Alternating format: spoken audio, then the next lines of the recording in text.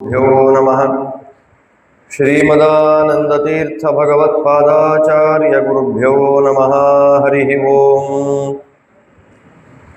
निखिल गुणनिकायं नित्यनिर्धूतहेयं शुभतममतिमेयं शुद्ध सौख्याप्त्युपायं सकल निगमगेयं सर्वशब्दाभिधेयं नवजलधरकायं नौमि लक्ष्मी सहायं विघ्नौघवारणं सत्याशेषविश्वस्य कारणं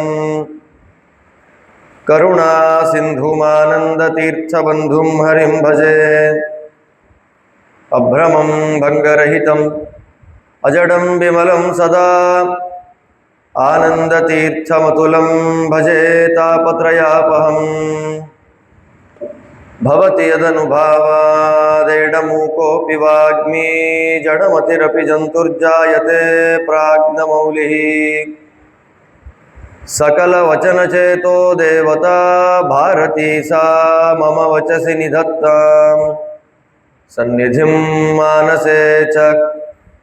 आपादमौलिपर्यन्तं गुरूणामाकृतिं स्मरेत् तेन विघ्नाः प्रणश्यन्ति सिद्ध्यन्ति च मनोरथाः।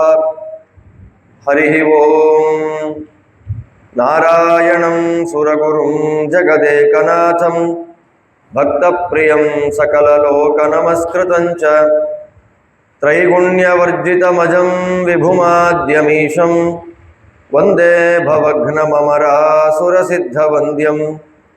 नारायणं नमस्कृत्य नरं चैव नरोत्तमं देवीं सरस्वतीं व्यासं ततो जयमुदीरये।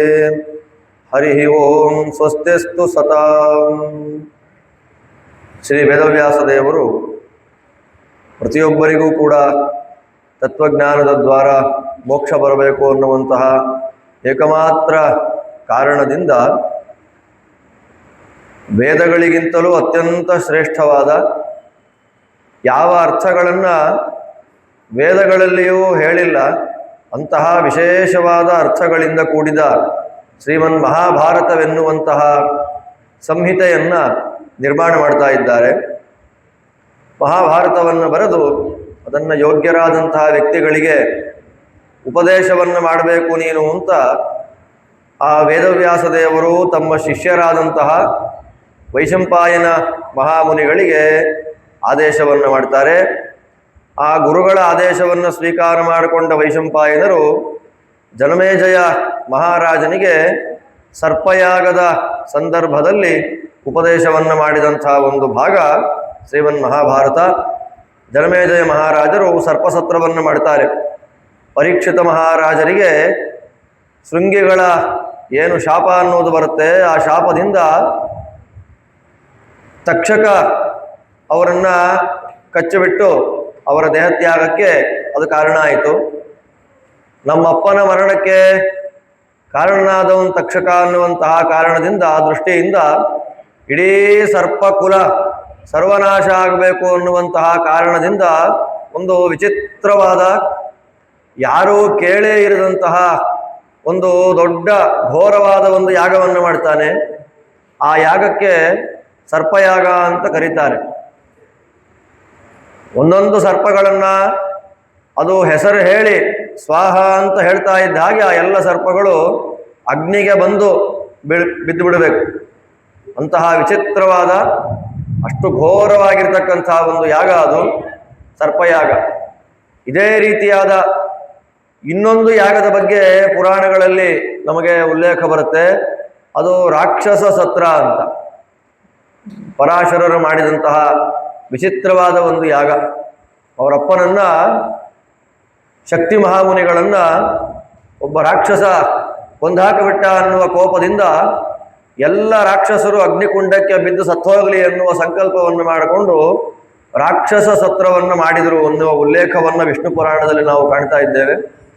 ಅದರಂತೆ ಸರ್ಪಯಾಗವನ್ನು ಮಾಡಿದಾಗ ಆಸ್ತಿಕರು ಬಂದು ಆ ಸರ್ಪಯಾಗವನ್ನು ನಿಲ್ಲಿಸ್ತಾರೆ. ನಿಲ್ಲಿಸಿದ ಮೇಲೆ ಆ ಯಾಗ ಅಂತೂ ನಿಂತೋಯ್ತು, ಜ್ಞಾನಸತ್ರ ನಡೆಯಲಿ ಎನ್ನುವಂತಹ ಉದ್ದೇಶದಿಂದ ವೈಶಂಪಾಯನರನ್ನು ಪ್ರಶ್ನೆ ಮಾಡಿ ಜನಮೇಜಯ ಮಹಾರಾಜರು ಉಪದೇಶವನ್ನ, ಅವರ ವಂಶದ ಎಲ್ಲ ಹಿರಿಯರ ಕಥೆಗಳನ್ನು ಕೇಳ್ತಾರೆ, ಕೃಷ್ಣನ ಮಹಿಮೆಯನ್ನು ಶ್ರವಣ ಮಾಡ್ತಾರೆ. ಅದೇ ಶ್ರೀಮನ್ ಮಹಾಭಾರತ. ಅಂತಹ ಮಹಾಭಾರತದಲ್ಲಿ ನಾವು ನಿನ್ನೆ ಕೇಳಿದ ಹಾಗೆ ಪ್ರಧಾನವಾಗಿ 18 ಪರ್ವಗಳು ಪ್ರಧಾನವಾಗಿದೆ. ಹರಿವಂಶದ 3 ಪರ್ವಗಳನ್ನು ನಾವು ಸೇರಿಸಿಕೊಂಡ್ರೆ ಒಟ್ಟು 21 ಪರ್ವಗಳಾಗುತ್ತೆ. ಹರಿವಂಶ ಇವೆಲ್ಲ ಕೇಳಿದ್ದೀರಿ ಅಂದ್ಕೊಂಡಿದ್ದೀನಿ. ವಿಶೇಷವಾಗಿ ಸತ್ಸಂತಾನ ಪ್ರಾಪ್ತಿಗಾಗಿ ಕೇಳುವಂತಹ ಒಂದು ಗ್ರಂಥ. ಮಹಾಭಾರತದ ಕೊನೆಯ ಭಾಗ. ಅದರಲ್ಲಿ ಸುಮಾರು ಒಂದು 25,000 ಶ್ಲೋಕಗಳಿದೆ. ಅದರಲ್ಲಿ ಮಹಾಭಾರತದಂತೆ 3 ಪರ್ವಗಳಿದೆ. ಅದರಲ್ಲಿ ಆಶ್ಚರ್ಯ ಪರ್ವ, ಶೇಷಧರ್ಮ ಮತ್ತು ಭವಿಷ್ಯ ಪರ್ವ ಅಂತ 3 ಪರ್ವಗಳಿದೆ. ಆ 3 ಪರ್ವಗಳನ್ನು ಸೇರಿಸಿ ಮಹಾಭಾರತದ 18 ಪರ್ವಗಳನ್ನಿಟ್ಟುಕೊಂಡು ಸಮಗ್ರ ಮಹಾಭಾರತ 1,28,000 ಶ್ಲೋಕಗಳಲ್ಲಿ 21 ಪರ್ವಗಳಲ್ಲಿ ಹರಡಿಕೊಂಡಿದೆ. ಆ 21 ಪರ್ವಗಳಲ್ಲಿ ಪ್ರಧಾನವಾಗಿ ನಮಗೆ ಕಥಾಭಾಗಗಳನ್ನೆಲ್ಲವನ್ನ ಸಂಗ್ರಹ ಮಾಡಿಕೊಡುವಂತಹ ಪರ್ವ ಆದಿಪರ್ವವಾದರೆ, ಇನ್ನು ಉಳಿದ ಕಥೆಗಳನ್ನೆಲ್ಲ ಧರ್ಮರಾಜ ಸಾಮ್ರಾಟನಾಗಿ ಮೆರೆದ ಚರಿತ್ರೆಯನ್ನು ನಮಗೆ ಹೇಳುವಂತಹ ಒಂದು ಪರ್ವ ಅದು ಸಭಾಪರ್ವ. ವಿಚಿತ್ರವಾದ ಒಂದು ಪರ್ವ ಅದು ಸಭಾಪರ್ವ ಅಂತನ್ನೋದು. ನಿನ್ನೆ ದಿವಸ ನಾವು ಕೇಳಿದ ಹಾಗೆ ಮಯಾಸುರ, ದೈತ್ಯ ಶಿಲ್ಪಿಯಾದಂತಹ ಮಯಾಸುರ ಕೃಷ್ಣದೇವರ ಆದೇಶದಂತೆ ಎಲ್ಲ ರೀತಿಯಾದಂತಹ ಸ್ಟೈಲ್ಗಳಿಂದ, ಆರ್ಕಿಟೆಕ್ಚರ್ ಏನು ಕರಿತೇವೆ, ಆ ಇತ್ಯಾದಿಯಾದ ವೈಭವದಿಂದ ಕೂಡಿದ ಶ್ರೇಷ್ಠವಾದ ಒಂದು ಸಭಾಭವನವನ್ನು ಅವನು ನಿರ್ಮಾಣ ಮಾಡ್ತಾ ಇದ್ದಾನೆ. ಆ ಸಭಾಭವನದ ವೈಭವ ಏನು ಅಂದರೆ, ಅಸುರಲೋಕಕ್ಕೆ ಸಂಬಂಧಪಟ್ಟ ಮಾಯೆ ಅಥವಾ ಇಂದ್ರಜಾಲ, ಮ್ಯಾಜಿಕ್ ಅಂತ ಏನು ಕರಿತೇವೆ, ಅದರ ವೈಭವ ಜೋರಾಗಿದೆ. ಅದರಲ್ಲಿ ಯಾರು ಯಾವ ಜಾಗದಲ್ಲಿ ಹೋಗ್ತಾ ಇದ್ದಾರೆ ಅಂತಲೇ ಗೊತ್ತಾಗಲ್ಲ. ಕೆಲವು ಸಲ ಗೋಡೆಗಳ ಮೇಲೆ ಚಿತ್ರಗಳನ್ನು ಬರೆದಿರ್ತಾರೆ, ನೀರಲ್ಲಿ ಮೀನು ಈಜಾಡ್ತಾ ಇರುವಂತೆ. ಆ ರೀತಿಯಾದ ಚಿತ್ರದಂತೆ ಇರುತ್ತಂತೆ. ಒಳಗೆ ಪ್ರವೇಶ ಮಾಡ್ತಾ ಇದ್ದ ಹಾಗೆ ಅದು ಗೋಡೆ ತಲೆ ಹೊಡ್ಕೊಂಡು ಬರಬೇಕು. ನೆನ್ನೆ ಹೇಳಿದೆ ನಾನು ಅದನ್ನ. ಯಾವುದು ನೀರೋ ಅದು ನೀರಲ್ಲ ಅಂತ ಕಾಣುತ್ತೆ, ಯಾವುದು ನೀರು ಅಲ್ಲ ಅದು ನೀರು ಅಂತ ಕಾಣುತ್ತೆ, ಯಾವುದು ಬಾಗಿಲಲ್ಲ ಅದು ಬಾಗಿಲು ಅಂತ ಕಾಣುತ್ತೆ, ಯಾವುದು ಬಾಗಿಲೋ ಅದು ಬಾಗಿಲಂತ ಕಾಣೋದಿಲ್ಲ, ನೆಲದಂತೆ ಇಲ್ಲ. ನಡ್ಕೊಂಡು ಹೋಗ್ತಾ ಇದ್ರೆ ಕೆಳಗಡೆ ನದಿಗಳು ಹರಿಯುವಂತಹ ಶಬ್ದಗಳು ಬರ್ತಾ ಇದೆ. ವಿಚಿತ್ರವಾದ ಮಣಿಗಳೇ ಕೆಲವು ಸರೋವರಗಳಲ್ಲಿ ಮರಳುಗಳಾಗಿ ಬಿದ್ದಿದೆ. ವಿಚಿತ್ರ ಅಂದ್ರೆ ವಿಚಿತ್ರ. ಅದು ಮನುಷ್ಯ ಲೋಕದ, ದೇವಲೋಕದ, ಅಸುರಲೋಕದ ಎಲ್ಲ ವಿಧವಾದಂತಹ ವೈಭವಗಳನ್ನ ಅಲ್ಲಿಂದ ಸ್ವಲ್ಪ ತೆಗೆದು ನಿರ್ಮಾಣ ಮಾಡಿದಂತಹ ಒಂದು ಭವನ ಇದು ಮಯಸಭಾ. ದೇವತೆಗಳಿಗೆ ಅದೆಲ್ಲ ಆಶ್ಚರ್ಯನೇ ಅಲ್ಲ. ಕಾರಣ ಏನು ಅಂತಂದ್ರೆ, ಇಬ್ಬರಿದ್ರು ದೈತ್ಯರು. ಆ ಇಬ್ಬರು ದೈತ್ಯರು ಸಂಹಾರ ಆಗೋದು ಹೇಗೆ ಅಂತಂದ್ರೆ, ಅವರಿಬ್ಬರಲ್ಲಿ ಗಲಾಟೆ ಆದಾಗ ಮಾತ್ರ ಸಾಯ್ತಾರವರು ಅಂತ ಬ್ರಹ್ಮದೇವರವರ. ಅವರಿಬ್ಬರು ಗಲಾಟೆ ಮಾಡ್ಕೊಳ್ಳೋದೇ ಇಲ್ಲ, ಅಣ್ಣ ತಮ್ಮಂದ್ರು. ಅಷ್ಟು ಕ್ಲೋಸ್ನೆಸ್ ಅವರಿಗೆ. ಅವರಿಬ್ಬರು ಸೇರಿ ಬೆಳಗ್ಗೆಯಿಂದ ಸಾಯಂಕಾಲ ತನಕ ಲೋಕಕ್ಕೆಲ್ಲ ತೊಂದರೆ ಕೊಡೋದೆ.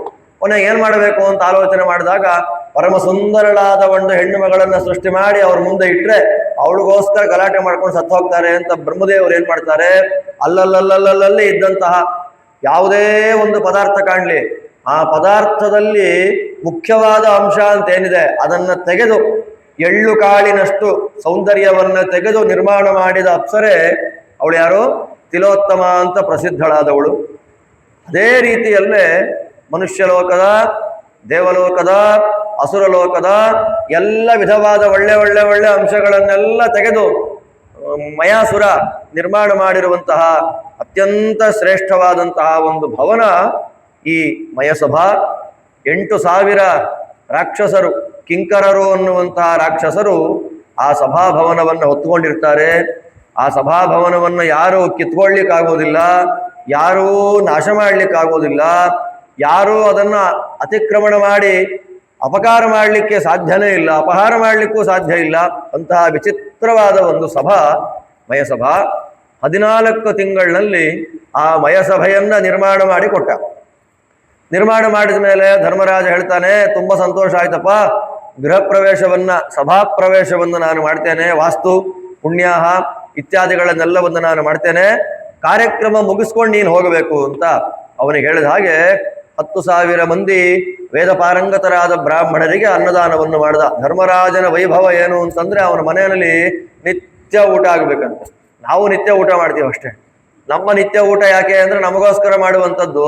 ಧರ್ಮರಾಜರ ನಿತ್ಯ ಅಡಿಗೆ ಮನೆಯಲ್ಲಿ ವ್ಯವಸ್ಥೆ ಏನು ಅಂದ್ರೆ ಇವತ್ತು ಎಷ್ಟು ಜನ ಅತಿಥಿಗಳಿಗೆ ಅನ್ನದಾನ ಮಾಡಿದ್ರಿ ಅನ್ನೋದು ಲೆಕ್ಕ ಹಾಕ್ಬೇಕು. ರಾಜಸೂಯ ಯಾಗದ ಪ್ರಸಂಗದಲ್ಲಿ ಬರುತ್ತೆ, ಧರ್ಮರಾಜನ ಅಡಿಗೆ ಮನೆ ಮೇಲ್ವಿಚಾರಣೆಯನ್ನು ಮಾಡುವ ಜವಾಬ್ದಾರಿಯನ್ನ ಭೀಮನಿಗೆ ಕೊಟ್ಟಿದ್ರು. 1,00,000 ಜನಗಳ ಊಟ ಆಗ್ತಾ ಇದ್ದಾಗೆ 1 ಗಂಟೆ ಬಾರಿಸ್ಬೇಕಂತ. 1,00,000 ಜನಗಳ ಊಟ ಆದ್ಮೇಲೆ ಒಂದ್ಸಲ ಗಂಟೆ ಬಾರಿಸ್ಬೇಕು. ಆ ತರ ಒಂದು ದಿನಕ್ಕೆ 18-20 ಗಂಟೆಗಳನ್ನು ಬಾರಿಸ್ತಾ ಇದ್ರಂತೆ. ನಾನಾ ದೇಶಗಳಿಂದ, ವಿಚಿತ್ರವಾದ ದ್ವೀಪಗಳಿಂದೆಲ್ಲ ಧರ್ಮರಾಜನ ಮನೆಗೆ ಊಟ ಮಾಡಬೇಕು ಅಂತ. ಯಾರು ಊಟ ಕಾಣದೆ ಬಂದದ್ದಲ್ಲ ಅವರೆಲ್ಲ. ಧರ್ಮರಾಜನಂತಹ ಪರಮ ಸಾತ್ವಿಕನ ಮನೆಯಲ್ಲಿ ಅನ್ನ ತಿಂದ್ರೆ ಮನಸ್ಸು ಶುದ್ಧಿಯಾಗತ್ತೆ ಅನ್ನುವ ಸಂಕಲ್ಪದಿಂದ ಮಹಾನುಭಾವರೆಲ್ಲ ಬಂದ್ರು ಅನ್ನುವಂತಹ ಉಲ್ಲೇಖವನ್ನು ನೆಕ್ಸ್ಟ್ ಎಪಿಸೋಡ್ಗಳಲ್ಲಿ ನಾವು ಅಧ್ಯಾಯಗಳಲ್ಲಿ ನಾವು ಕೇಳ್ತಾ ಇದ್ದೇವೆ. ಇಂಥ ದೃಷ್ಟಿಯಲ್ಲಿ ಧರ್ಮರಾಜ 6 ರಸಗಳಿಂದ ಕೂಡಿದ 5 ಭಕ್ಷ್ಯಗಳಿಂದ ಕೂಡಿದ ಊಟಗಳನ್ನ, ಅನ್ನದಾನವನ್ನ ಅಲ್ಲಿ ಬಂದ ಎಲ್ಲರಿಗೂ ಮಾಡಿದನು. ಊಟ ಅಂತ ಮಾಡುವಾಗ ಆ ಊಟ ಆರೋಗ್ಯಕರವಾದ ಊಟ ಅಂತ ಆಗಬೇಕಾದ್ರೆ ಎಲ್ಲವೂ ಸಮ ಪ್ರಮಾಣದಲ್ಲಿ ಇರಬೇಕು ಅಂತ ಹೇಳ್ತಾರೆ. ಖಾರ ಜಾಸ್ತಿ ಆಗಬಾರ್ದು, ಉಪ್ಪು ಜಾಸ್ತಿ ಆಗಬಾರ್ದು, ಸಿಹಿ ಜಾಸ್ತಿ ಆಗಬಾರ್ದು, ಹುಳಿ ಜಾಸ್ತಿ ಆಗಬಾರ್ದು. 6 ರಸಗಳು ಅಂತ ನಾವೇನು ಕರಿತಾ ಇದ್ದೇವೆ, ಆ ಷಡ್ರಸಗಳು ಸಮ ಪ್ರಮಾಣವಾಗಿ ನಮ್ಮ ಆಹಾರದಲ್ಲಿ, ನಮ್ಮ ಭೋಜನದಲ್ಲಿ ಇತ್ತು ಅಂತಂದ್ರೆ ಅವನಿಗೆ ರೋಗ ಅನ್ನೋದೇ ಬರೋದಿಲ್ಲ ಅಂತ ಆಯುರ್ವೇದದಲ್ಲಿ ಹೇಳ್ತಾರೆ. ರೋಗ ಬರೋದು ಯಾವಾಗ ಅಂದಾಗ ಯಾವುದಾದ್ರೂ ಒಂದು ಆ ರುಚಿಯಲ್ಲಿ ವಿಕಾರ ಅಂತ ಅನ್ನೋದಾದಾಗ, ತುಂಬ ಹೆಚ್ಚಾಗಿ ಒಂದು ರುಚಿಯನ್ನು ನಾವು ಸ್ವೀಕಾರ ಮಾಡಿಕೊಂಡ್ರೆ ರೋಗ ಅಂತ ಅನ್ನೋದು ಪ್ರಾಪ್ತಿಯಾಗುತ್ತೆ.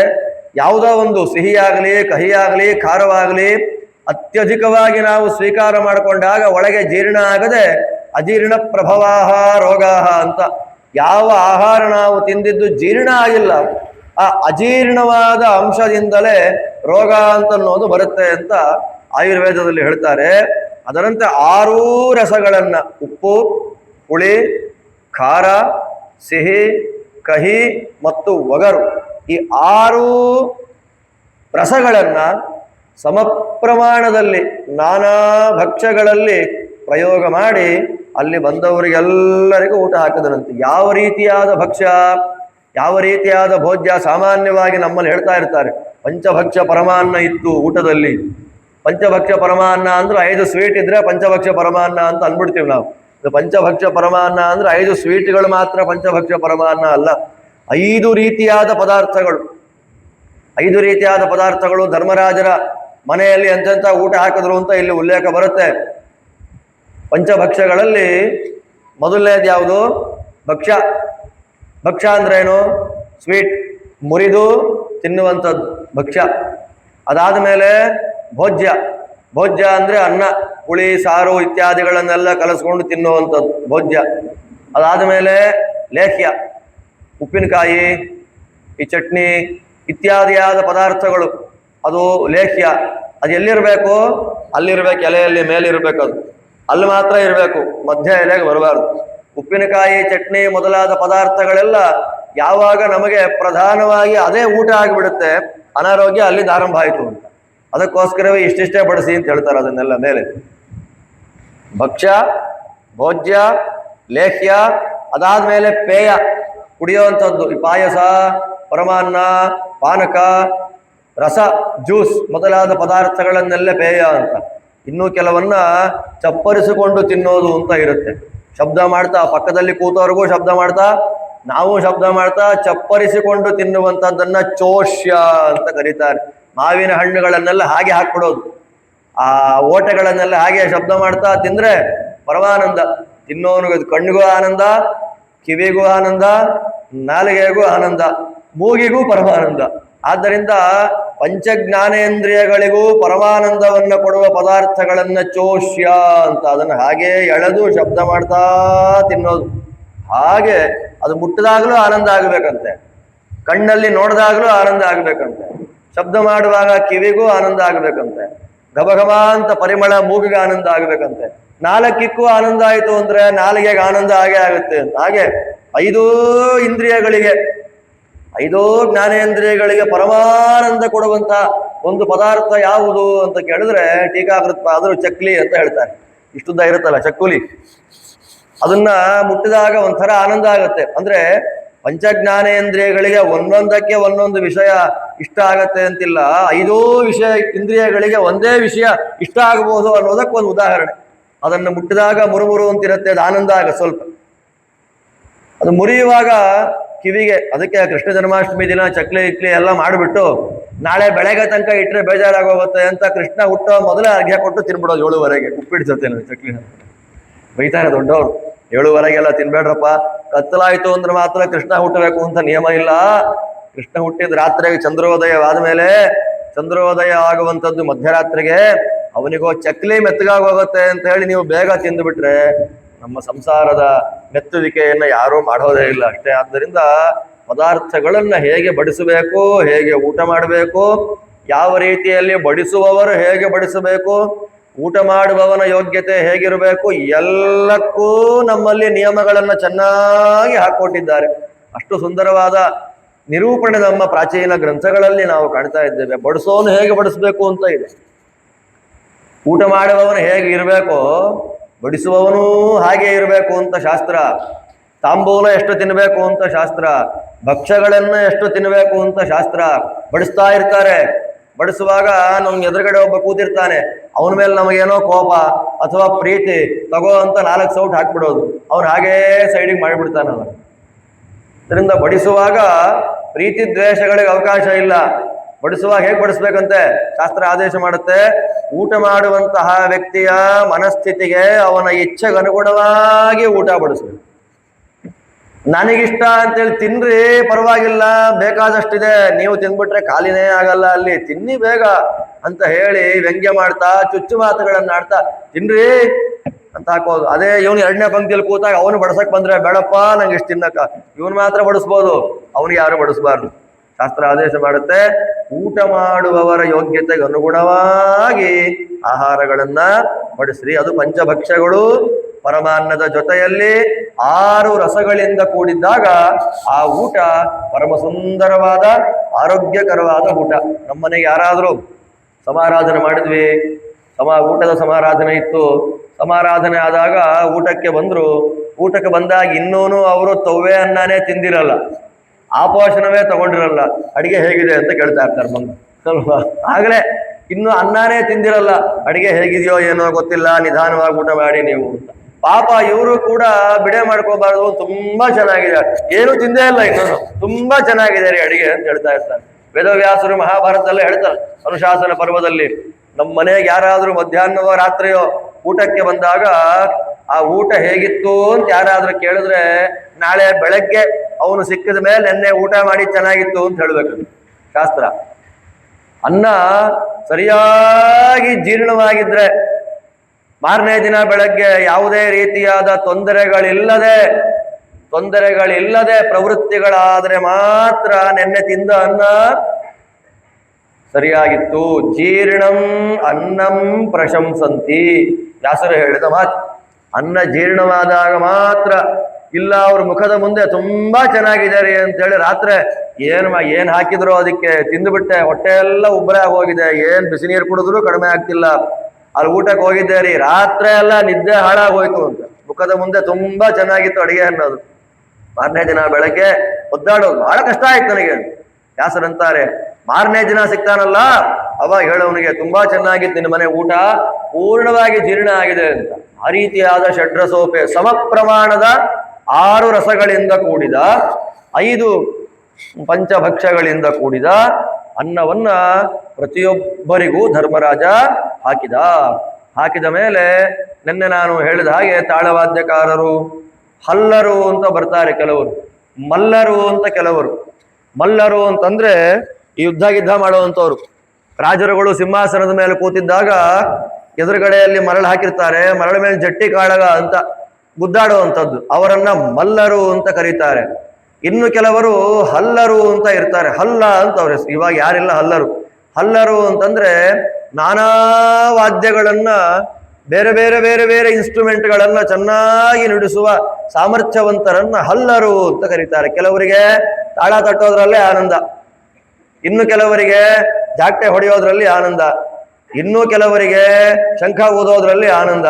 ಮಠದಲ್ಲೋ ಗುಡಿನಲ್ಲೋ ಮಂಗಳಾರತಿ ಆಗಿ ಇವಾಗೆಲ್ಲ ಬಿಡಿ ಸ್ವಿಚ್ ಹಾಕಿದ್ರೆ ಆಗೋಯ್ತು, ಬಾಯಿ ಬಡ್ಕೊಂತ ಇರ್ತದೆ. ಮಂಗಳಾರತಿ ಮುಗಿದ್ರು ಕೂಡ ಸ್ವಿಚ್ ಆಫ್ ಮಾಡೋದು ಮರ್ತೋದ್ರೆ ಬಡ್ಕೊಂತ ಇರುತ್ತೆ. ಆಗಿಲ್ಲ, ಜಾಗಟೆ, ಗಂಟೆ, ಶಂಖ ಮೂರನ್ನೂ ಹೊಡಿಬೇಕಾದ್ರೆ ಕಾಂಪಿಟೇಷನ್ ಹೊಡೆಯೋದಲ್ಲ. ಅದನ್ನ ಪಾಪ ದೇವರೇ ಓಡೋಗ್ಬಿಡ್ತಾನೆ, ನಂಗೆ ಮಂಗಳಾರತಿನೇ ಬೇಡಪ್ಪ ಅಂತ. ಜಾಗಟೆ, ಶಂಖ, ತಾಳಗಳನ್ನ ಒಂದು ಲಯಕ್ಕೆ ತಕ್ಕನಾಗಿ ಅವನಿಗಿಂತ ನಂದು ಜೋರಾಗಿ ಕೇಳಿಸ್ಬೇಕು ಅಂತ ಜಾಗಟೆನೆ ಹೊಡೆದಾಕ್ಬಿಡೋದು, ಶಂಖವನ್ನ ಊದಲಿಕ್ಕಾಗದೆ ಹಾಗೆಲ್ಲ ಮಾಡಬಾರ್ದಂತೆ. ಶಂಖ, ಜಾಗಟೆ, ತಾಳ ಮೂರು ಸಮ ಪ್ರಮಾಣದಲ್ಲಿ ಒಂದು ಲಯಕ್ಕೆ ಅನುಗುಣವಾಗಿ ಹೊಡೆಯುವ ಒಂದು ಕಾಲಘಟ್ಟದಲ್ಲಿ ದೇವರಿಗೆ ನಾನಾ ನೀರಾಜನಗಳನ್ನ ಮಾಡಿ ಆ ನೀರಾಜನಗಳನ್ನ ಕಣ್ಣು ತುಂಬಿಕೊಂಡ್ರೆ ಭಗವಂತನ ಮಹಾಮಂಗಳಾರತಿ ನೋಡಿದ ಪುಣ್ಯ. ಇಲ್ಲ ಅಂದ್ರೆ ಕಿವಿಗೆ ಕರ್ಕಶವಾಗಿ ಒಡೆದ ಜಾಗಟೆಯ ಶಬ್ದಗಳು ಬರ್ತಾ ಇದ್ರೆ ಪ್ರಯೋಜನಕ್ಕಿಲ್ಲ. ಅದಕ್ಕೆ ಹಲ್ಲರಬೇಕು ಅಂತ ಶಾಸ್ತ್ರ ಕರೆಯುತ್ತೆ. ಕೆಲವರು ವೇಣು ಒಳ್ಳೆ ಕೊಳಲು ವಾದನವನ್ನು ಮಾಡ್ತಾ ಇರ್ತಾರಂತೆ. ಅದಕ್ಕೆ ತಕ್ಕ ಲಯದಲ್ಲಿ ಮಂದ್ರ ಸ್ವರದಲ್ಲಿ ತಾಳ ಒಬ್ಬನೇ ಅದನ್ನ ಕಲಿತಿರ್ತಾನೆ, ಇನ್ನೊಬ್ಬ ಸರಿಯಾಗಿ ವೀಣೆ, ಇನ್ನೊಬ್ಬ ಸರಿಯಾಗಿ ಮೃದಂಗ, ಇನ್ನೊಬ್ಬ ಸರಿಯಾಗಿ ಪಣವ, ಆನಕ, ಗೋಮುಖ ಎಲ್ಲ ಭೇರಿಗಳು, ಕಹಳೆಗಳು, ನಾನಾ ವಾದ್ಯಗಳನ್ನ ಒಟ್ಟಿಗೆ ಒಂದೇ ಸರಿ ಸಮ ಪ್ರಮಾಣದಲ್ಲಿ ಕಿವಿಗೆ ಇಂಪಾಗುವಂತೆ ನುಡಿಸುವಂತಹ ವ್ಯಕ್ತಿಗಳನ್ನ ಹಲ್ಲರು ಅಂತ ಕರೀತಾರೆ. ಅಂತಹ ಹಲ್ಲರುಗಳು ಸಾವಿರಾರು ಸಂಖ್ಯೆಯಲ್ಲಿ ಧರ್ಮರಾಜನ ಈ ಮನೆಗೆ ಬಂದಿದ್ರಂತೆ. ಅಸಿತ, ದೇವಲ, ವ್ಯಾಸ, ಧೌಮ್ಯ, ಪರಶುರಾಮ ಲಿಷ್ಟೇ ಕೊಡ್ತಾರೆ. ಎಲ್ಲ ಮಹಾನುಭಾವರಾದ ಋಷಿ ಮುನಿಗಳೆಲ್ಲ ಅಲ್ಲಿ ಬಂದಿದ್ದಾರೆ. ಸಂಗೀತ ಆಗ್ತಾ ಇದೆ, ನಾಟಕಗಳಾಗ್ತಾ ಇದೆ, ನರ್ತನಗಳಾಗ್ತಾ ಇದೆ. ಇಂಥ ಸಂದರ್ಭದಲ್ಲಿ ಎಲ್ಲರೂ ಧರ್ಮರಾಜನಿಗೆ ತತ್ವೋಪದೇಶಗಳನ್ನು ಮಾಡ್ತಾ ಇದ್ದಾರೆ. ಹಾಗೆ ತತ್ವೋಪದೇಶವನ್ನು ಮಾಡುವಾಗ ತಕ್ಷಣದಲ್ಲೇ ಬೆಳಕು ಕಾಣಿಸಿಬಿಡ್ತು ಆಕಾಶದಿಂದ. ಇದೇನು ಬೆಳಕು ಬರ್ತಾ ಇದೆಯಲ್ಲ ಅಂತ ತಲೆ ಎತ್ತ ಮೇಲೆ ನೋಡ್ತಾರೆ. ಒಳ್ಳೆಯ 3 ತಂತಿಯ ವೀಣೆಯನ್ನು ನುಡಿಸ್ತಾ ನಾರಾಯಣ ನಾರಾಯಣ ಅನ್ನುವ ನಾಮಸ್ಮರಣೆಯನ್ನು ಮಾಡ್ತಾ ಮಹಾನುಭಾವರೊಬ್ಬರು ಕೆಳಗಿಳಿದು ಬಂದರು. ಅವರಿಗೆ ನಾರಾಯಣ ನಾಮ ಸಂಕೀರ್ತನೆ ಅನ್ನೋದು ಬಿಟ್ಟು ಬೇರೆ ಏನು ಗೊತ್ತಿಲ್ಲ ಮಹಾನುಭಾವರಿಗೆ. ಅವರು ಗೊತ್ತಿರೋದು ಒಂದೇ, ಎಲ್ಲಿ ಹೋಗ್ಲಿ, ಯಾರ ಮನೆಯಲ್ಲಿರ್ಲಿ, ಅದು ಅಸುರರ ಮನೆ ಇರಲಿ, ಅದು ರಾಕ್ಷಸರ ಮನೆ ಇರಲಿ, ಅದು ಪಾತಾಳ ಇರಲಿ, ಅದು ದೇವಲೋಕ ಇರಲಿ, ಎಲ್ಲ ಕಡೆಗಳಲ್ಲಿ ಭಗವಂತನ ನಾಮಸ್ಮರಣೆಯನ್ನ ಒಂದೇ ರೀತಿ ಮಾಡುವಂತಹ ಮಹಾನುಭಾವರು ಬೇರೆ ಯಾರೂ ಅಲ್ಲ, ನಾರದ ಮಹಾಮುನಿಗಳು. ಚತುರ್ಮುಖ ಬ್ರಹ್ಮದೇವರು ಕೊಟ್ಟಂತಹ ಒಂದು ವೀಣೆ ಅವರ ಕೈಲಿದೆ. ಅದಕ್ಕೆ ಮಹತಿ ಅಂತ ಹೆಸರು. ಆ ಮಹತಿ ಎನ್ನುವಂತಹ ವೀಣೆಯನ್ನು ನುಡಿಸ್ತಾ ನಾರಾಯಣ ಅಂತ ಕರೆದ್ರೆ ಸಾಕು, ಪಕ್ಕದ ರೂಮಿಂದ ಮಗು ಓಡಿ ಬರುವಂತೆ ದೇವರು ಬಂದು ಏನ್ ಮಾಡ್ಲಪ್ಪ ನಿನಗೆ ಅಂತ ಕೇಳ್ತಾನೆ. ಅಷ್ಟು ಅನುಗ್ರಹವನ್ನು ಮಾಡಿದ್ದಾನೆ ಭಗವಂತ ಅವರಿಗೆ. ಅಂತ ನಾರದರು ಸುಮುಖರೇ ಮೊದಲಾದ ಮಹಾನುಭಾವರಾದ ಮುನಿಗಳ ಜೊತೆಯಲ್ಲಿ ಕೆಳಗಿಳಿದು ಬರ್ತಾ ಇದ್ದಾರೆ. ಮೇಲಿಂದ ನಿಧಾನವಾಗಿ ನಾರದರು ಕೆಳಗಿಳಿದು ಬರುವಾಗ ಅವರು ಕೆಳಗಿಳಿದು ಬಂದು ಸೀಟ್ ಮೇಲೆ ಕೂತ್ಕೊಳ್ಳೋ ತನಕ ನಾವು ನೋಡ್ತಾ ಕೂತಿರ್ಬೇಕಲ್ಲ, ಬೇಜಾರಾಗೋಗುತ್ತೆ ಅಂತ ಹೇಳಿ ನಾರದರು ಎಂಥವರು ಅಂತ ನಾರದರ ಪರಿಚಯವನ್ನ ಮಾಡಿಕೊಡ್ತಾರೆ. ನಾರದರ ಪ್ರಧಾನವಾದ ಒಂದು ಸರ್ಟಿಫಿಕೇಟ್ ಏನು ಅಂತಂದ್ರೆ ಎಲ್ಲ ಶಾಸ್ತ್ರಗಳಲ್ಲೂ ಪರಿಪೂರ್ಣವಾದ ಪಾಂಡಿತ್ಯ. ಕೆಲವರಿಗೆ ಒಂದೊಂದರಲ್ಲಿ ಮಾತ್ರ, ತರ್ಕ ಗೊತ್ತಿದ್ರೆ ವ್ಯಾಕರಣ ಇಲ್ಲ, ವ್ಯಾಕರಣ ಗೊತ್ತಿದ್ರೆ ಮೀಮಾಂಸ ಇಲ್ಲ, ಮೀಮಾಂಸ ಗೊತ್ತಿದ್ರೆ ವೇದಾಂತ ಇಲ್ಲ, ಎಲ್ಲ ಗೊತ್ತಿದ್ರು ಕೂಡ ಪ್ರೆಸೆಂಟೇಷನ್ ಮಾಡ್ಲಿಕ್ಕೆ ಗೊತ್ತಿರೋದಿಲ್ಲ. ನಾವು ಬರೀ ಪಾಠ ಮಾಡ್ತೀವಿ, ಹಾಡು ಹೇಳ್ತೀವಿ, ಡ್ಯಾನ್ಸ್ ಮಾಡ್ತೀವಿ ಅಂತಾರೆ. ಎಲ್ಲದರಲ್ಲೂ ಪರಿಪೂರ್ಣವಾದಂತಹ ಪಾಂಡಿತ್ಯವನ್ನ ಪಡೆದ ಏಕಮೇವ ಮಹಾನುಭಾವ ದೇವರ್ಷಿ ಅಂದ್ರೆ ನಾರದರು. ಅಂಥವ್ರ ಬಗ್ಗೆ ನಾಲಿಗೆಯನ್ನ ಈಸಿಯಾಗಿ ಬೇಕಾಬಿಟ್ಟಿ ಮಾತಾಡ್ತೇವೆ. ಧಾರಾವಾಹಿಗಳಲ್ಲಿ, ನಾಟಕಗಳಲ್ಲಿ, ಯಕ್ಷರಂಗಗಳಲ್ಲಿ ಆ ಮಹಾನುಭಾವರನ್ನ ಬೇಕಾಬಿಟ್ಟಿಯಾಗಿ ಯೂಸ್ ಮಾಡ್ತೇವೆ ನಾವು. ನಾರದ ಬಂದ ಅಂದ್ರೆ ಯಾವುದೋ ಒಂದು ಇಷ್ಟುದ್ದ ಸ್ಟ್ರೈಟ್ ಮಾಡಿ ಕೊಬ್ಬರಿ ಎಣ್ಣೆ ಹಾಕಿ ಸಿಕ್ಕಿದಂತ ಜುಟ್ಟನ್ನ ಅವ್ರ ತಲೆ ಕೊಟ್ಟುಬಿಟ್ಟು ವ್ಯಂಗ್ಯವಾಗಿ ಮಾತಾಡ್ತಾ, ನಾರದ ಬಂದ ಅಂದ್ರೆ ಆ ಬ್ಯಾಕ್ ಗ್ರೌಂಡ್ ಮ್ಯೂಸಿಕ್ಗೆ ವಿಚಿತ್ರವಾಗಿರ್ಬೇಕು, ನಕ್ಕು ಬಿಡ್ಬೇಕು ನಾವೆಲ್ಲ. ಆ ರೀತಿಯಾಗಿ ಇಬ್ಬರಿಗೆ ಮಹಾಪರಾಧಗಳನ್ನು ಮಾಡುತ್ತೆ ನಮ್ಮ ಸಮಾಜ. ಒಂದು ಯಮಧರ್ಮರಾಜನಿಗೆ, ಇನ್ನೊಂದು ನಾರದರಿಗೆ. ಅವರಿಬ್ಬರಷ್ಟು ಕೀಳಾಗಿ ನಡೆಸಿಕೊಂಡದ್ದು ಬೇರೆ ಯಾರೂ ಇಲ್ಲ. ನಮ್ಮವರೇ ಮಾಡೋದು. ನಾವೇ ಮಾಡೋದು. ಯಾವನಾದ್ರೂ ಸ್ವಲ್ಪ ಅಲ್ಲಿ ಇಲ್ಲಿ ಮಾತಾಡುವಂತ ವ್ಯಕ್ತಿ ಬಂದ್ರೆ, ನೋಡು ನಾರದ ಬರ್ತಾ ಇದ್ದಾನೆ, ಮಾತಾಡಬೇಡ, ಜಾಗೃತಿ ಆಗಿರು, ಹೀಗೇನು ಬಿಡ್ತಾರೆ? ಹಾಗೆಲ್ಲ ಮಾತಾಡ್ಲಿಕ್ಕೆ ಹೋಗ್ಬಾರ್ದು. ನಾರದರು ಯಾರು? ಭಾಗವತದಲ್ಲಿ ಹೇಳ್ತಾರೆ, ನಾರದ ದೇವದರ್ಶನ, ಯಾವಾಗಲೂ ದೇವರ ದರ್ಶನವನ್ನ ಮಾಡುವ ವ್ಯಕ್ತಿ. ಬರೀ ನೋಡೋದು ಮಾತ್ರ ಅಲ್ಲ, ಬೇರೆಯವರಿಗೆ ದೇವರನ್ನ ತೋರಿಸುವಂತಹ ವ್ಯಕ್ತಿ ನಮ್ಮ ನಾರದರು. ಅವರ ಬಗ್ಗೆ 9 ಶ್ಲೋಕಗಳಲ್ಲಿ ನಾರದರ ಪರಿಚಯವನ್ನು ಮಾಡಿಕೊಡ್ತಾರೆ.